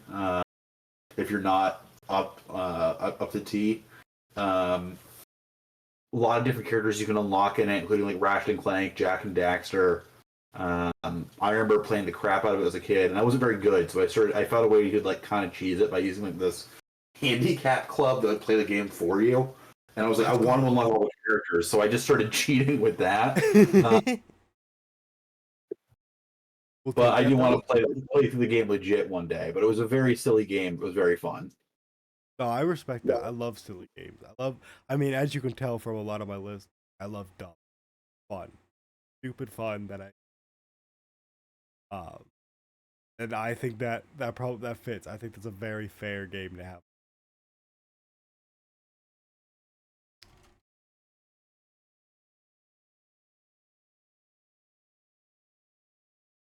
Dead Rising. I can't not have it on the list. Uh, One of my favorite series of all time. I love Dead Rising. I like there's a lot of fair choice between the Dead Risings for me. They're not all gonna make it. I think only one of them will, and I think the original Dead Rising, the cake. I think there's a lot of reason for me to choose 3. I don't think there's a lot of reason for me to choose 2 is good, really good. Um, it's I just never really was super fond of it. 4 is a mess. It's fun. It's fun to mess around in. I play it a lot, but it is just a mess. Um, 3 is really good. I adore it. Love playing it. A lot of fun weapons.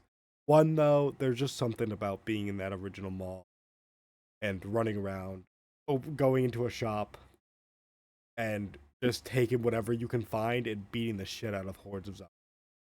I adore it. One of the reasons I love weapon durability in games is because of this. It lends to being forced to use hand, which leads to a bunch of fun gameplay of, hey, you ran out of your shotgun, switch to the fucking bench that's next to you to start hitting zombies with a bench. So much fun. The gameplay still holds up. We beat it on stream, I want to say like 2 years ago. And it was really fun. It's a really great game. Could be very difficult. It's worth it. It's so much fun. The only thing I wish there was an unlimited time, which 3 does have, and 2 of them. But yeah, no, it's incredible. I love it. Just zombie killing fun at its greatest.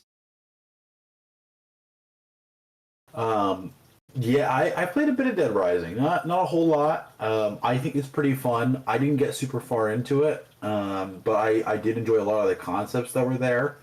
I thought it was pretty fun. It's cool getting to kill zombies in different ways. It's fun. Sometimes you just gotta go into the athletic store, pick up a golf club, and start fucking driving balls into zombies. It's sick. Okay, technically, I hate this game, but I also love this game. It's an awful game. What? No, it's Frogger the Great Quest. Oh my god. I used to play it so much as a kid, and it was awful, and it's awful now. But it honestly hits I like bad movies, right? And it hits the bad movie level for me, where it's janky, it's dumb. Some of the dialogue is incredibly questionable. Like when Frogger says in the opening, "I wish I may, I wish I must find me a princess before I bust." One of my favorite lines from the game that I've never played this game, I've never seen it, I've just heard you talk. It's just an incredible line. or the bear that talks about letting you ride his cable car to give him some honey, but he speaks in this sultry southern accent, and it feels very sexually implied about the cable car. Like there's just so many baffling decisions in this game. I've tried to beat it multiple times, and unfortunately my disc is scratched. I got it downloaded on my computer so I can actually beat it. And it's such a miserable time without a friend that I've just not gotten through it. But playing it alongside with friends is just, and seeing people react to this game is incredible. And I feel like I should put it on this list. I think that's 100% fair for all those reasons. I don't think there's any way around it. It sounds dumb. It sounds fucking insane. I love the idea.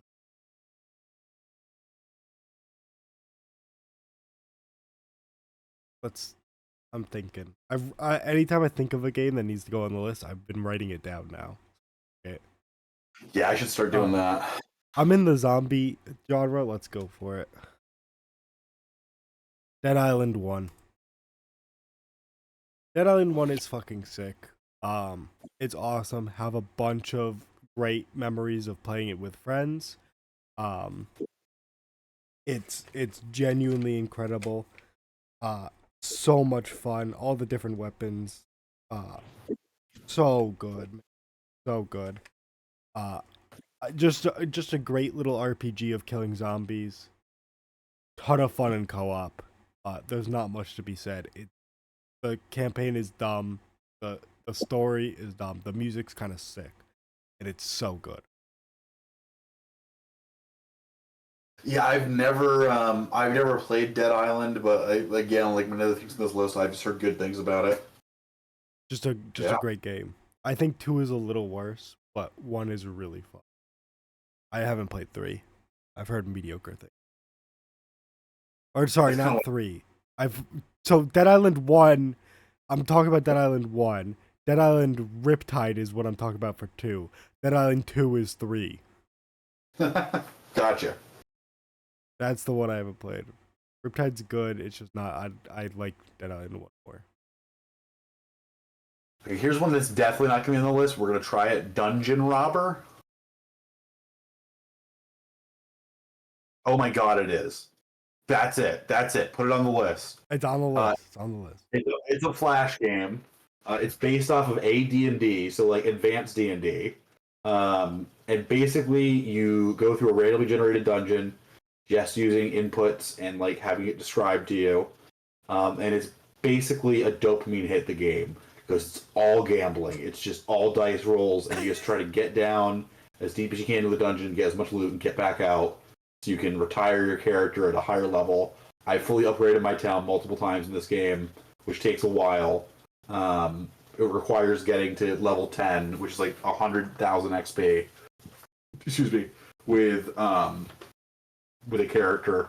In addition to every single level before that having them retire, which restarts the character. I may or may not occasionally play this in class if I'm really bored, because I can easily tab between it and taking notes, and it doesn't take 100% of my brain power. But this game is great. I love it. That's fair. I've never heard of it, never even seen it. Don't even really know what I'm looking at there. Okay, now I'm realizing I think it's a man with a lantern moving to the left. A little dwarf holding a lantern. I'm gonna be honest. I thought it was a rat with gold teeth for a large part of when I was looking at this. But I respect that. I love the weird pick. I've never played it. I guess I have to now. It's the guy still runs it despite the Flash purge. It runs through Ruffle or something. Oh yeah, I know Ruffle. Okay, that's fair. No, that's sick then. I do love. I don't think any Flash games are getting here. No Age of War, no Learn to Fly. But I think that's a very fair choice. There's some good choices. So, I think this is gonna be the last zombie game on my list. No State of Decay, sadly. No other of the series. There is one more that's maybe you can, but for now, I think this is gonna basically be it. I was thinking about this one too. Dying Light. Made by the same people who made the original Dead Islands. Um, they broke off and they were like, "Fuck it, we're making our own." They made Dying Light. Dying Light 2 is good. I have fun with it. Dying Light 1 is special. Um, there is something about this game that is just it. Everything works. The combat is just more refined and better than in Dead Island. Um, it's all of that is stronger, and they've added parkour, where now zombies are a lot more difficult. But you can run along the rooftops and parkour everywhere, and boy does it feel fucking good. As you get stronger, you feel stronger. You get access to better weapons. The X-ray when you like smash a zombie's skull and crack its skull is so much fun. Kicking zombies and drop kicking them. So everything is so fun in this game. It's so good. The Following is a great DLC. I prefer the original map, but The Following is a great, spice up. Just a great game. I adore it.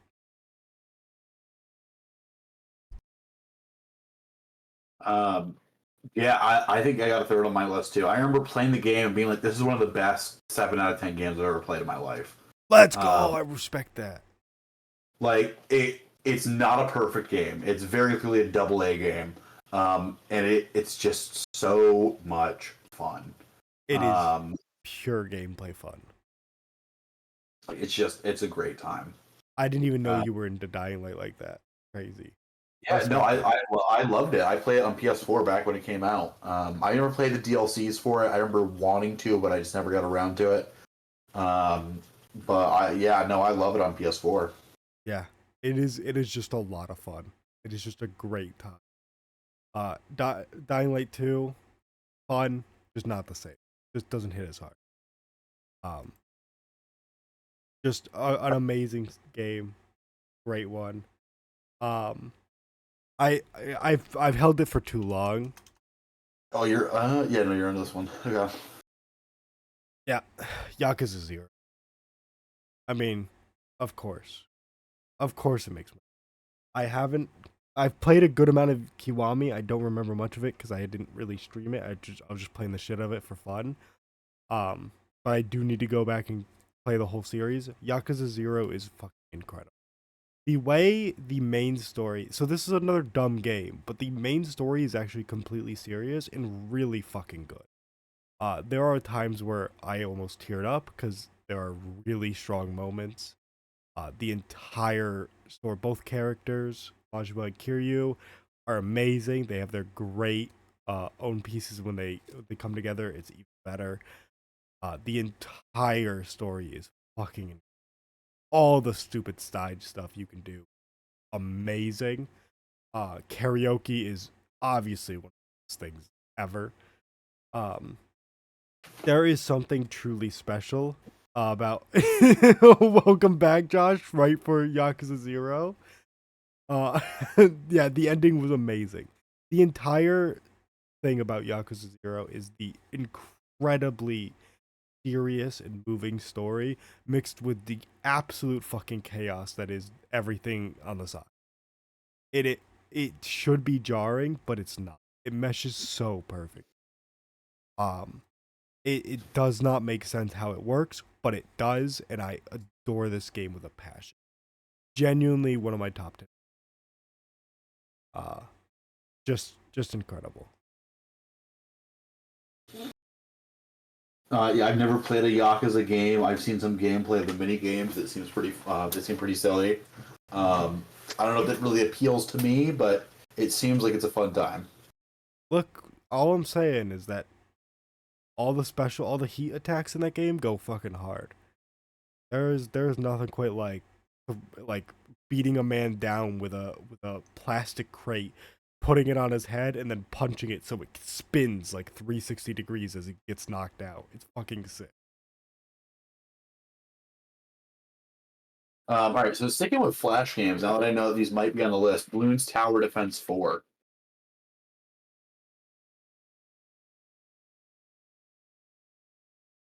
Um, I just remember playing the crap out of this in class. Well, not in class, but like at school. Um, just loving this game. like one of the only real tower defense games I think I've played. There's just something very fun about it. No, I think that's fair. I don't know if I'm gonna put 5 on here. If there is one, it's obviously gonna be 5. Um, I don't know if I'm gonna put it on, but 4 was pretty fun for a Flash game. I will give you that. I didn't play 1 through 3. I did play a bit of 4, but I really basically started with 5. But I think it's a very fair game. I have a lot of respect for that. Okay, okay. Um, a lot of basic games recently. Um, so I guess we'll get a little crazier.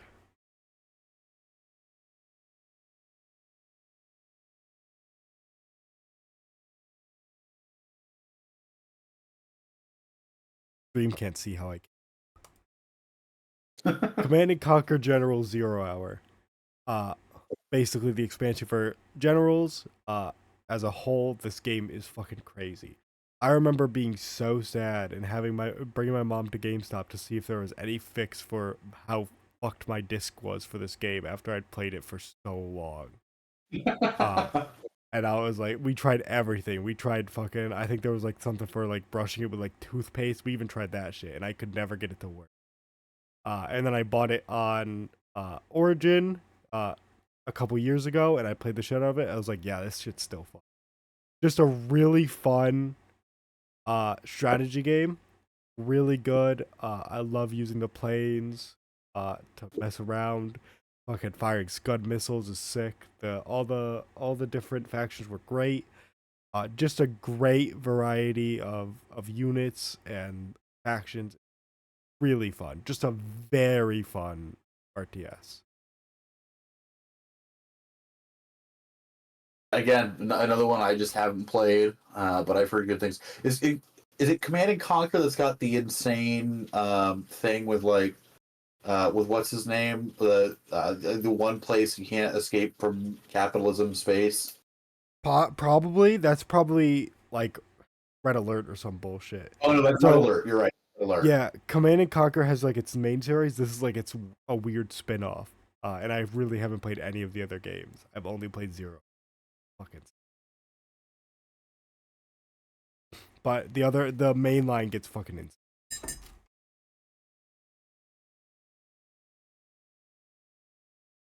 Okay, jumping away from Flash games, I want to do Legend of Zelda: Link Between Worlds.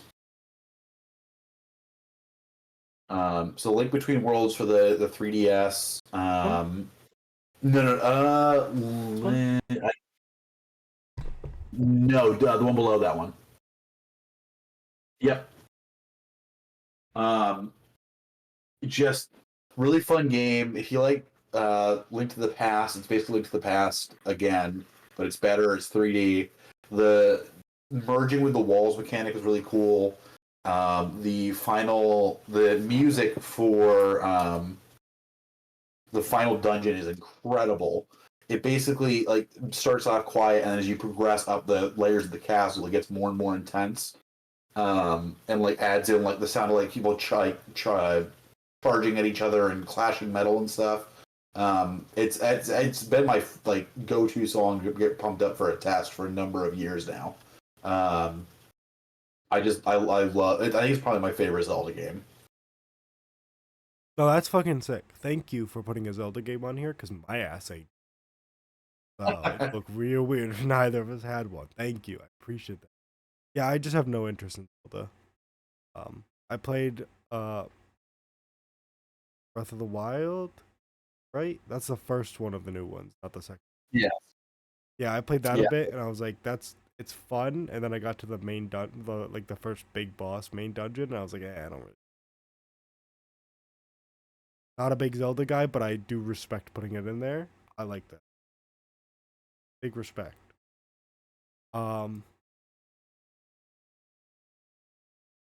I mean, I guess I have to do it.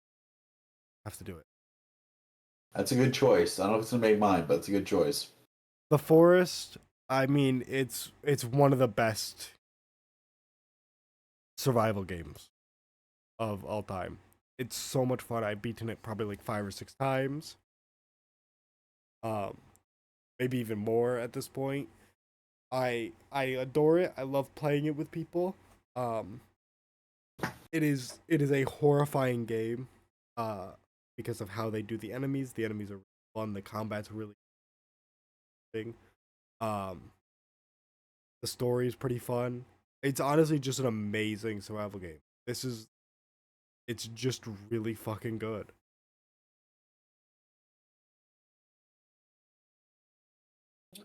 Yeah, no, I think it's great. It might go on my list later. I'm not sure. Um, it's a fun time to play with friends. Like the monsters are really terrifying.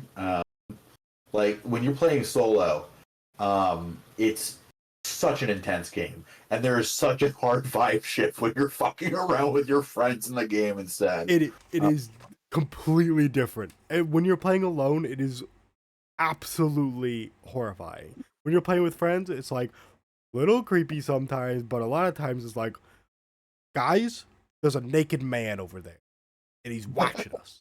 What are we gonna do? Fucking get his ass. Beat Uh, them definitely.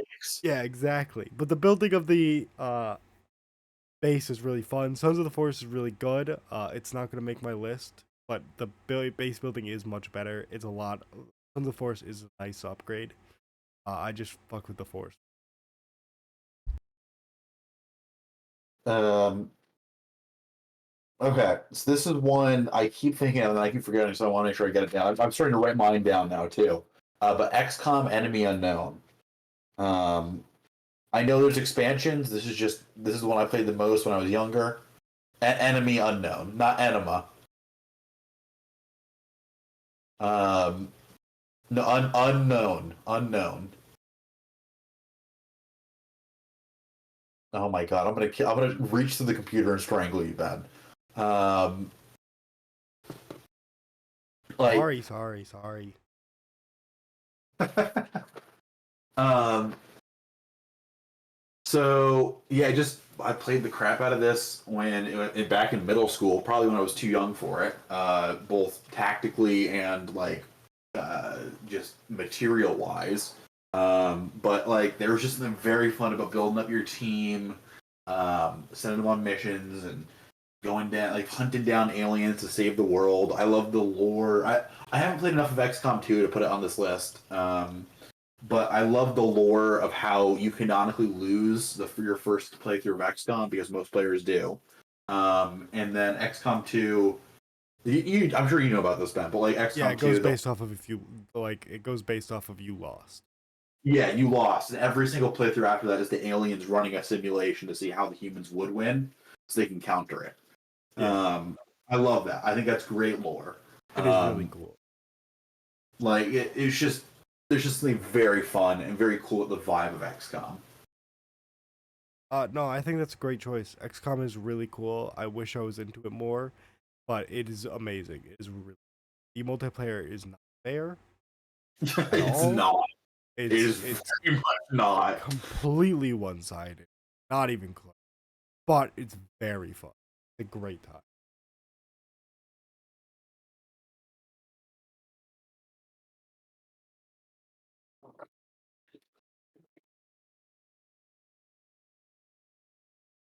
Just Cause 3. Uh you you blow shit up. There's not much else to it, man. It's just really fun to blow stuff up. It's really cool. It's just dumb fun the game. They one of the DLCs gives you a rocket wingsuit, which is fucking incredible. Uh Take down a big like sky airship. It's really sick. Just a lot of dumb fun and blowing shit up. There is so little to say about this besides that it's just a lot of fun.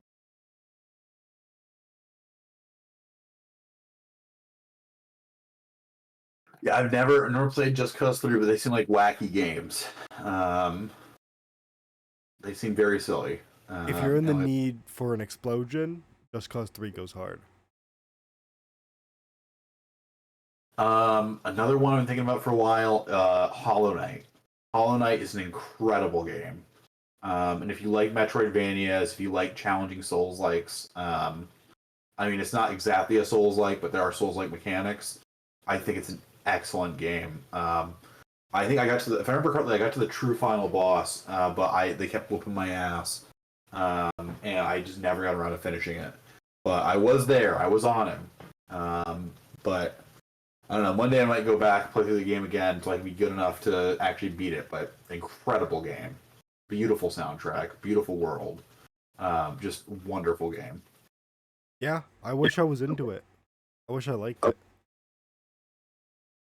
Um, I've played it. I've tried it. I didn't really get into it. I'm very happy people are finally getting Silk Song. But Yes, it's sadly just not for me. Maybe I'll try it's it not. again one day. But sadly for now, I'll pass on Hollow Knight. I do think it's worth being on the list. Um. Okay. I mean, I guess I'll stay easy.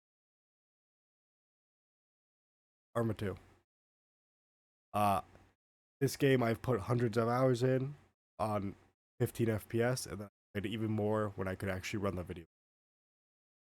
It is Arma 3. Everything I've said about Arma 3, but for the older title, I adore this game. It made me so hyped for Arma 3. I played the shit out of it. Huge modding community that I think basically got nuked because the hosting site for the mods basically went dead. Um, so lost a lot of fun stuff about that. There's a couple things about Arma 2 that I like more than Arma 3. Arma 3 is better, but I love Arma 2, and I do think about playing it fairly regularly. I everything about said Arma 3 just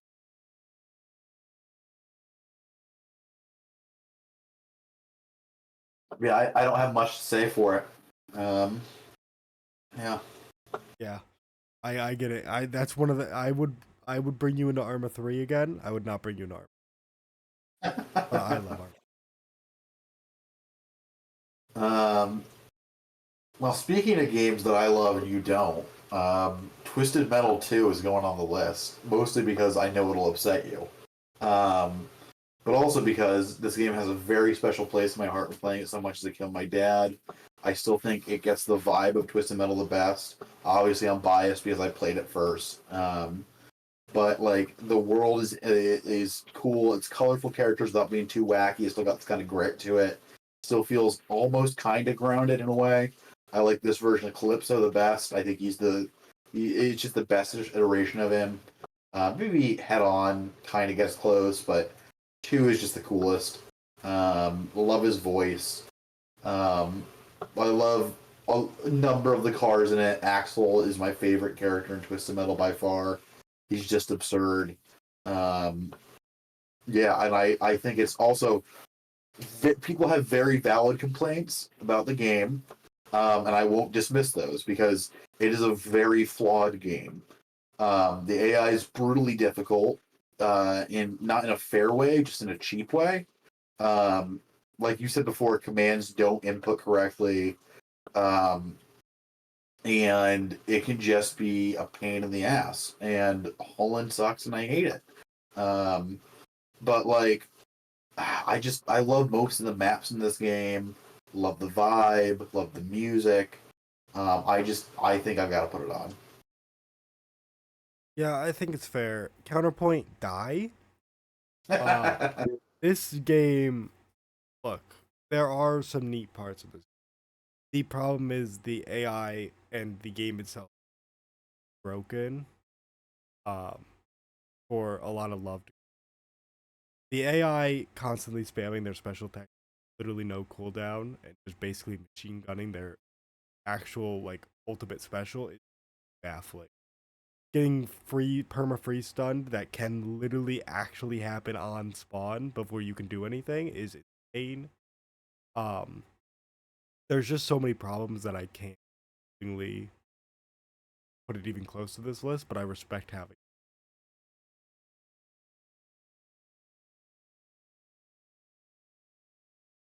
A good game though. A good game.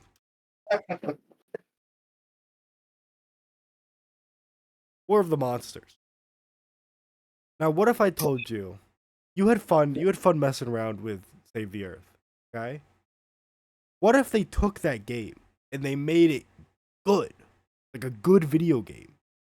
That's War of the Monsters. It is a fighting game where you are big kaiju, except you're smaller in size than like Godzilla. Um, and it has a bunch of fun characters based off of like normal kaiju. Like there's big lizard based off of Godzilla. There's a big ape that you can see in the title. There's a big robot. There's a dragon. Um, there's just so much fun stuff, and the actual gameplay and fighting is actually um you can climb up buildings and throw people off. You can hit people into buildings and it can knock them down. Each map has like a special thing you can hit to change the map in some way. Like the big city on an island has a UFO that you can throw something at. And if you hit it, it causes a big tsunami that just wipes the ground. And just like basically does a shit ton of damage to anybody that gets hit by it. Um, it's fun stepping on people and seeing like a little blotch of red. Picking up cars and tankers and throwing it at people is amazing. Throwing like antennas through people and having it actually skewer and they have to button mash to pull it out of them is awesome. There's so much fun in this game. Every map is so good. Uh, it's just amazing. It's basically Godzilla Save the Earth, but good, and I adore this. It has a extremely special place in my heart. I played the shit out of it as a kid. Brought it over to William's house. We played it a bunch. He had a bunch of fun, and I gave it to him. I was like, more people need to understand. And I will be playing through it on stream today. It's incredible, genuinely amazing. Yeah, I remember playing this a bit. I think with a cousin or something, and I loved it when I played it as a kid. And it was kind of my white whale was trying to figure out what this game was. I didn't remember what the name was for years. I think I've got it on my emulator on one of my computers, and I need to play it some more. But I remember absolutely loving it as a kid, and I totally get why it's on the list, especially for you, because I know how much you love your kaiju. I love my kaiju fighting games. It's so fucking sick. It's so cool. Playing as the dragon too was fucking awesome. The skeleton skin for the dragon, so yeah, no. I'm glad you've played it. I'm amazed. I love that because it's awesome. So here's another one. I'm not sure if it's going to come up or not, but Mega Man 8-Bit Deathmatch.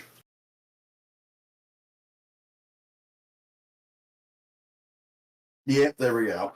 So this is we've played it before. It's a Doom mod, but it covers they've got a map based off of every Robot Master and most castle levels, with a weapon from every Robot Master and additional weapons and items for Mega Man, and it works so absurdly well in my opinion.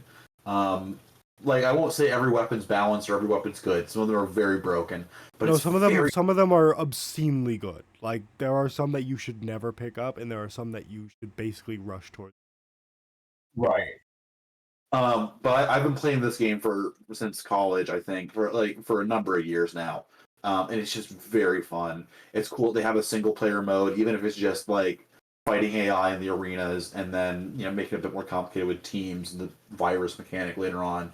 But it's cool and it's got a fun story. I like certain aspects of the story, like Dr. Cossack getting forced to work for the Russian government. And his robots hating that. I like. There's just interesting decisions made that I like a lot. Completely fair, man. I 100% think that's fair. It's a really fun game. I had a great time playing it. Fun.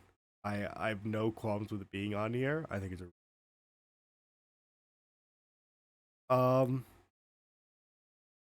right. Uh, let's get up to 60 today. Let's do the first 60 today. Because it's already been 3.5 hours of just talking about games. And I wouldn't feel comfortable finishing the first day if I didn't add this.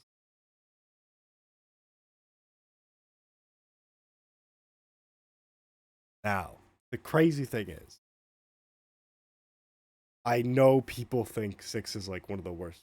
However, it's one of the ones I grew up on, and I basically like all of the Dynasty. And Berserk, which I think is like the worst one I've played. And I 100% of that game. I adore Dynasty. There is something that I did not talk about with Age of Combat and Project Wing that I was saving for Dynasty. It's a feature in games that I love. When you're in a big battle and you can hear the enemies talk, it it means something to me. So fucking um it is so good to see that and so much fun to hear the enemies react to you going crazy and destroying their side. So good. Dynasty Warriors is amazing. You play through the campaign, choose characters, you level them up, and you just fight waves of enemies. There is no great skill requirement. You mash a button and a number goes up and you watch men fly away. And occasionally a man with a big health bar comes through and you do the fucking same thing. It's awesome. It is just peak fun. The story is very good and fun, even if it's dumb at times. It's a great time. I love Dynasty. I can't not have it. And 6 to me is just like the childhood game. To be honest, there's probably going to be more Dynasty. I love it that much.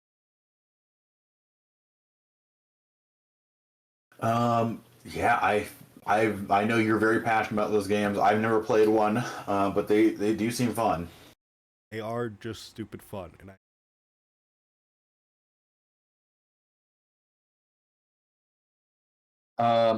Okay, another one I just remembered: Batman Arkham City.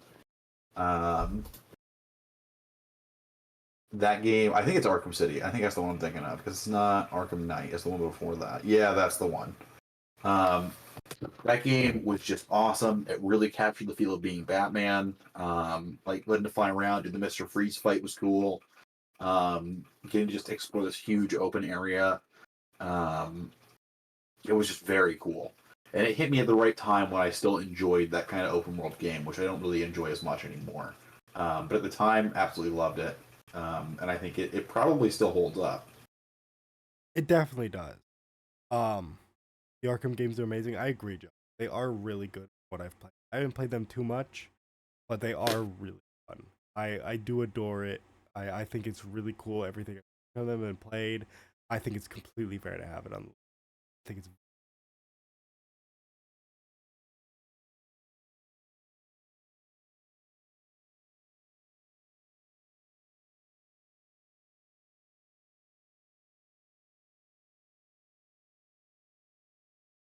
I mean, Dynasty Warriors Gundam.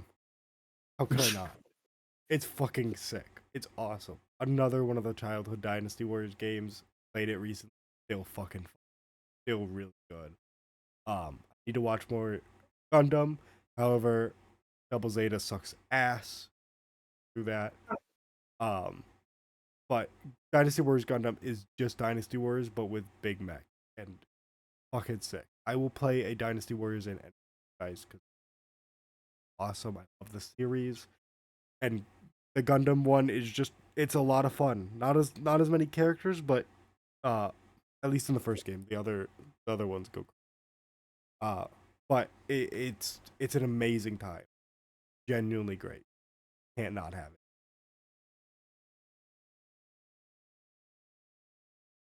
it. Okay, so I think for my next one, I want to do Dark Souls 1. Um, I played this. I played whatever the version is. It's on the Nintendo Switch. That is the version that I played. Um, and I beat it without summons, basically, like without like summoning people online because I did not have a Switch membership at the time, and I still don't because there's no reason to get one.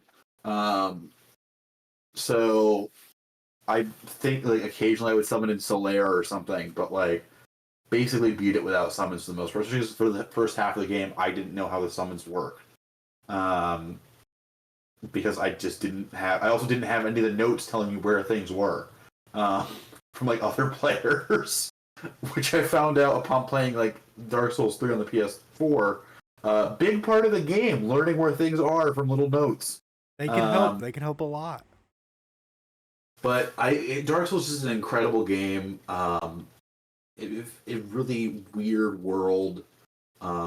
It's like there's nothing like it. I mean, there's just a lot of things like it, but like there's a reason it kind of set the stage. I know Demon Souls came first, but Dark Souls is really the one that like There's a reason it's called Souls like.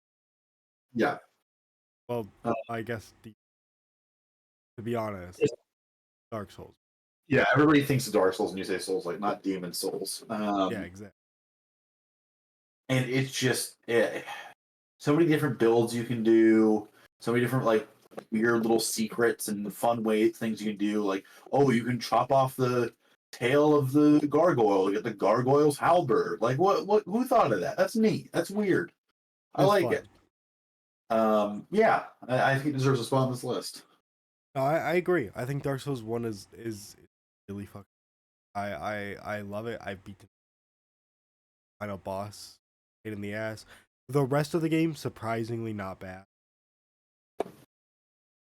The final boss was a bastard without parrying.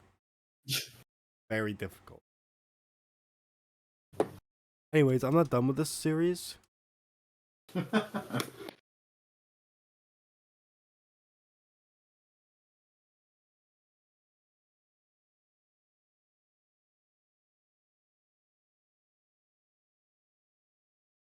The Empire. I need at least one of each. There will probably be more, to be honest, games, but I need at least the Empires game in there as well. Empires is amazing. Basically, what if we turned it also into a grand strategy game and you tried to lead your, you know, your either your, um man, your kingdom to victory, or set out to make your own. It's fucking sick. The Empire series is awesome. I love it. Another part of Dynasty Wars that is just really fucking. Not much to say. It's just I love I love Dynasty Warriors. One of my top series of all time. With you know very very little difficult getting it. They're amazing. Okay, for our next one, I'm gonna go with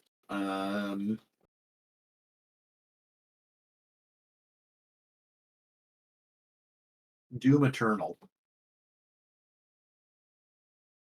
Um, I think it takes the formula from Doom 2016 and just perfects it. It's such a fast-paced game. There are times where I remember just losing track of what the hell was happening because of how fast-paced it is, which I guess can also be a negative. But like the music fits with it so well. The lore of the Doom Slayers fun and silly and cool. I like that it's the original Doom guy. Um, I it's just demon killing awesomeness. Like it's so fun. I think that's very fair. I didn't play Doom Eternal. I played a bit of Doom 2016. Um, and I had a shit ton of fun with it. I didn't beat it. I didn't get very far into it, but I had a ton of fun with what I was playing, and I was like, "Yep, this is incredible." I think that's completely fair. I think it's a great thing to put up. A lot of action, a lot of killing. I think we need to step back, just have some fun. I was thinking of this. The Sims 3, um, plagued by DLC, just a shit ton of DLC. Some of it that shouldn't have been made into DLC and should have base game. However, The Sims 3 is amazing. It's really fun. It's also free now, I believe. No, that's Sims 4. Sims 3 actually, never mind. Sims 3 doesn't have like that big of a it still has a problem, but like not as bad. Still pretty bad, but it's just so much fun. Sims 4 obviously goes adds a bunch, but it also takes away a bunch. I think Sims 3 is the best. I think it's a shit ton of so much you can do. I love just playing it like an RPG, leveling up my character. It's just a great time. I love The Sims. Yeah, I enjoy The Sims. But like I said before, it also makes me very anxious because I don't like things that remind me of the real world. I just get anxious about like paying the bills in the game and going to work and stuff. And so that's when I stop having fun.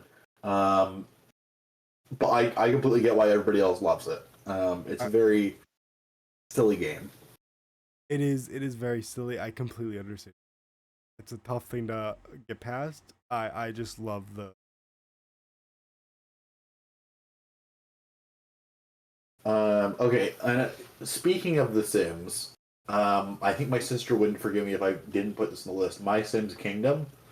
I don't know if this game holds up. I'm gonna be honest, but I played the crap out of it with my sister as a kid. Bottom left.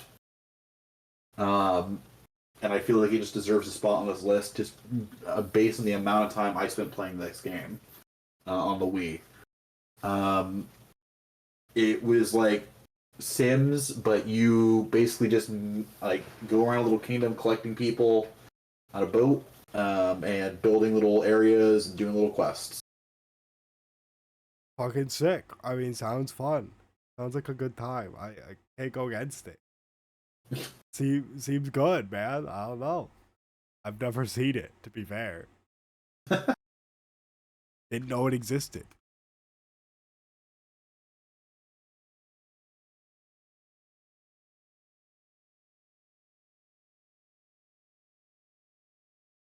I shouldn't need to. It's one of the best co-op games of all time. Um, it's it's simply purely playing this with a friend is just incredible. The fact that you like can put away all your loot that you get in the that you end the mission with into storage and then bring that out at a time is amazingly fun.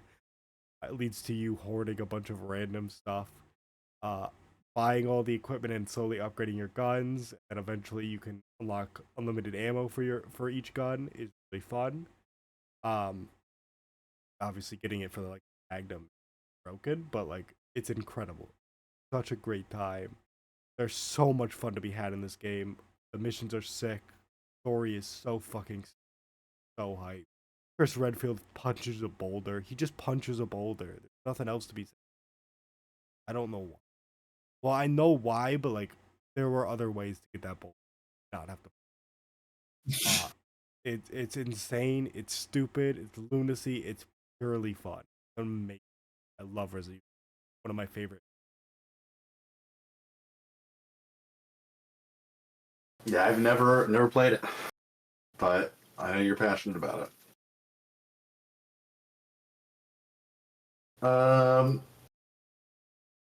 Okay. Let's see. What about? Uh, It's getting more difficult. it is getting more difficult. Last Stand 2. I respect it. I respect it.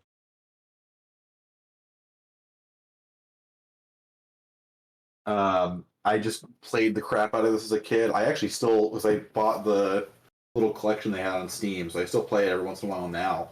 It was just a fun game. Almost kind of a roguelike in some ways. Like, and I guess roguelite would be the better term. Even if it's like, pre-generated, like which areas you go to, but each one can be a little different based on what gear you find. So it was all randomized, and whether or not you find survivors, the permadeath aspect of it. It was just a very fun game. Um, it was fun defending this little area from zombies, clicking on them, shooting them, and yeah. No, I agree. It's a very cool game. I respect it. I remember playing the shit out of the last when I was a kid. Really fun.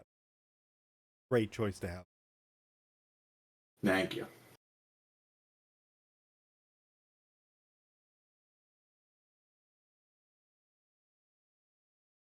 Saints Row 2. I adore Saints Row 1. When I got 2, I was so excited. Uh, Played the absolute ever. Um, 1 is amazing. 2 is basically perfection. 3 is a little worse. 4, a lot worse. Stop playing after.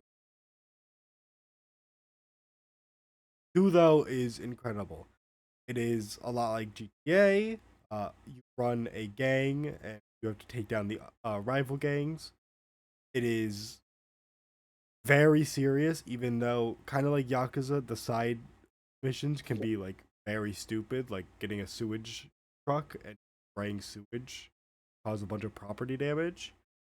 But the main story is horrifically serious. With horrible endings for characters. Like one of your crew members getting tied up to a tow truck and dragged behind as you chase down the tow truck. Then you have to put him out of his misery when you actually finally save him because he's horribly mutilated. It is a dark game, but boy is it great. It is incredible. It is tough to forget any of the great way that the missions go. It is love this game. I played a bit of Saints Row 3, but I didn't really get that into it. I don't know. It just didn't feel necessary for me when GTA 5 existed. Um, but I've heard good things about 2. I know you've talked about 2. I've watched some videos on 2, and it seems interesting. It was amazing. 3 is okay. It was amazing. I'm going to go back a bit. We're going to add something that you've had on your list for a while. I think that just because I mentioned it is GTA 5. I think about it more. It deserves to be on this list. It is just an incredible game. With a good story, good characters. Can be stupid at times, but like it was fun. Um, I'm mostly coming from playing the single player aspect of it, but I've had a lot of fun with this game. No, I actually 100% agree. I think it's hard not to that game. Um, it's there's just so much obs- um really good. Amazing. It look the microtransactions are bad, but the game itself is so I 100% respect the choice to put. Since we're doing GTA likes,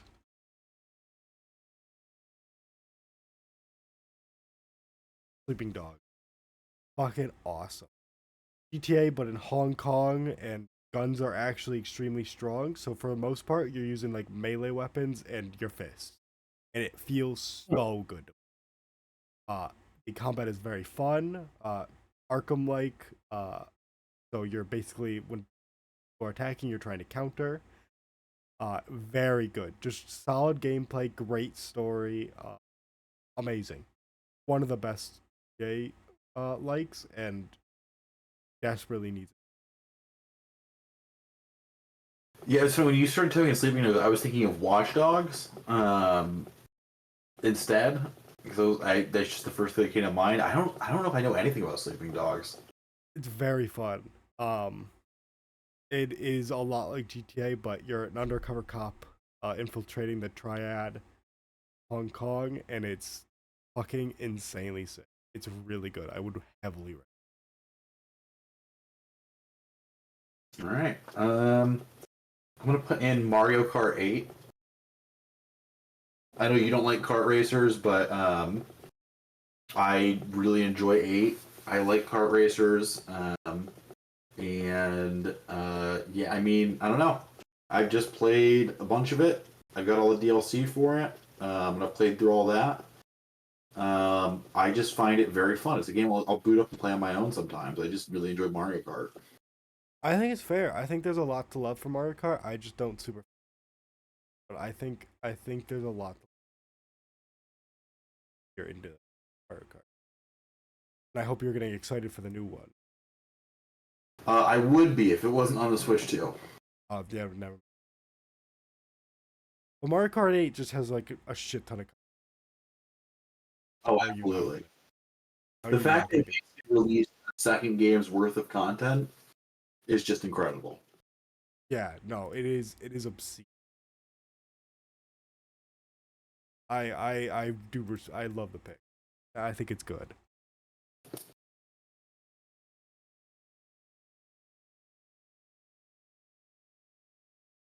Dragon's Dogma Dark Arisen. Never played the second one. never had to pick it up.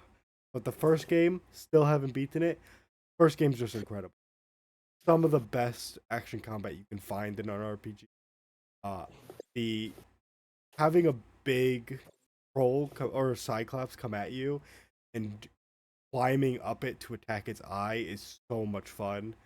It has the like one of the best magic systems in games where as a mage you feel like a demigod once your spell is cast. Before your spell is cast, it takes a while and it feels like you're building up to something and it doesn't spells look awesome. The spell circles when you're casting looks amazing. All of the combat just feels so good. It's just an amazing RPG. One of my favorites. I've never played Dragon's Dogma. Really good, really fun. Recommend it if you just want fun combat.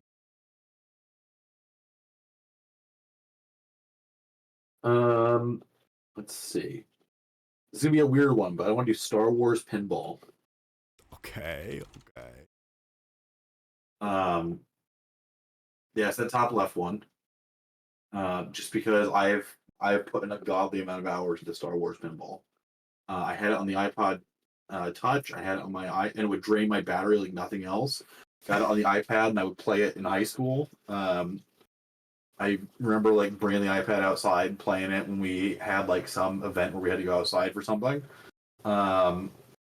And I've got it on my Switch, and I play it on my Switch when I want to play pinball. It's just very satisfying. I enjoy pinball, and I like Star Wars, and so I like Star Wars pinball. I respect it. I fuck with pinball sometimes. I'm not gonna lie. I respect it. I've never played Star Wars pinball, but hey, man, pinball can be fun. I agree. No way around it.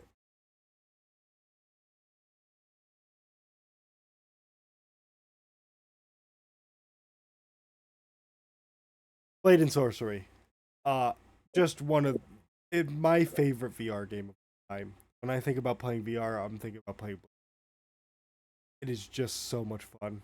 I know Beat Saber VR game. I just fucking Blade and Sorcery. There's so much fun to be had from all the mods and just fun swinging a big sword around, having fun with melee combat, casts, and just an amazing game. Getting better. I'm excited. I have to VR headset. Yeah, this is one of those games I'd love to try out in VR. It just seems really cool. You would probably love it. So much fun. All the crazy shit. One day. One day. You'd hope, but I do think it's absolutely. Okay, I want to do The Messenger. This one? No, middle one. Top middle. Yep. So this game's really fun. It starts off as a platform, like a kind of like a Ninja Gaiden like game, in the 8-bit era, and then you go through time and you end up in the 16-bit era, and you're like, oh, okay, that's cute, that's the game, and then you think you've beaten it, and no, it's suddenly a Metroidvania. Oh, that's fucking sick. Where you go back through all the levels, and now there's like this whole mechanic where you can travel through time between the two eras, and it changes the graphics, it changes the music. Yes, Bike Messenger also super sick. I just had to point that out. It looks so fucking. But yeah, like the Messenger, like it's just got a bopping fucking sound. Like Bamboo Boogaloo 2 has been my wake up alarm for a year now. It just gets me pumped. Yeah, it's just a very fun game. I mean, it sounds cool. It sounds really. I really like the idea of it. Maybe I'll have to check it out. It seems also the box art seems. It's pretty sick. Last ones of the night.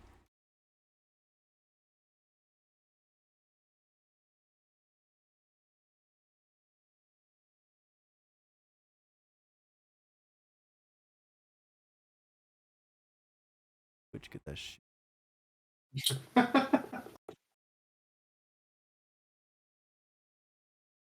Okay, for Nintendo Switch it is. Earth Defense Force 4.1. I've told Eric that he would love this game. I adore it. It is stupid.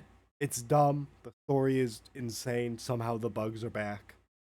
Um, it doesn't make sense. It's amazing. I love it. You start as a dude or a dudette if you choose Wing Diver, and you just shoot big ants. The first mission, a ton of big ants, go crazy, and then as you progress, you're fighting kaiju. You're punching kaiju in the face with a huge mech. It's so fucking. The four classes feel very distinct and all very fun. Uh, Wing Diver, you're flying around using energy weapons and stuff like that. Really cool, very squishy, very fun. Uh, you got your Ranger, who's your basic dude with a gun. He's very fun. Uh, huge amount of weapon types. You've got I forget what the other dude is even called, but you've got the big tank dude, who's just a huge, amount of armor and just has huge fucking weapons, lances and hammers. Awesome. My favorite is I forget the name, but it's a support class who calls in like vehicles. That's where you get your mechs and stuff like that. Your airstrike. So fucking cool. It's just pure hype and dumb fun. Yeah, I've just gone and finally added it to my Steam wish list because you've been telling me to play it for years and I keep forgetting It's about so it. good. I will be streaming it probably, but I need to play again.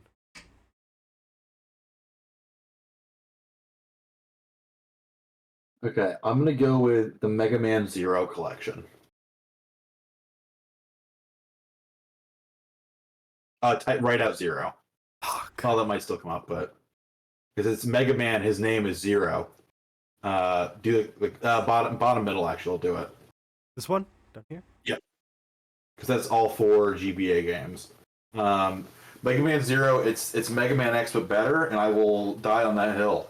I don't like the X games. I think that they get needlessly complicated, and they are a halfway point to feeling really good. And when you start playing with Zero, they feel really good, and that's why they made the Mega Man Zero games. Except they made them brutally difficult, unnecessarily so. Some might say.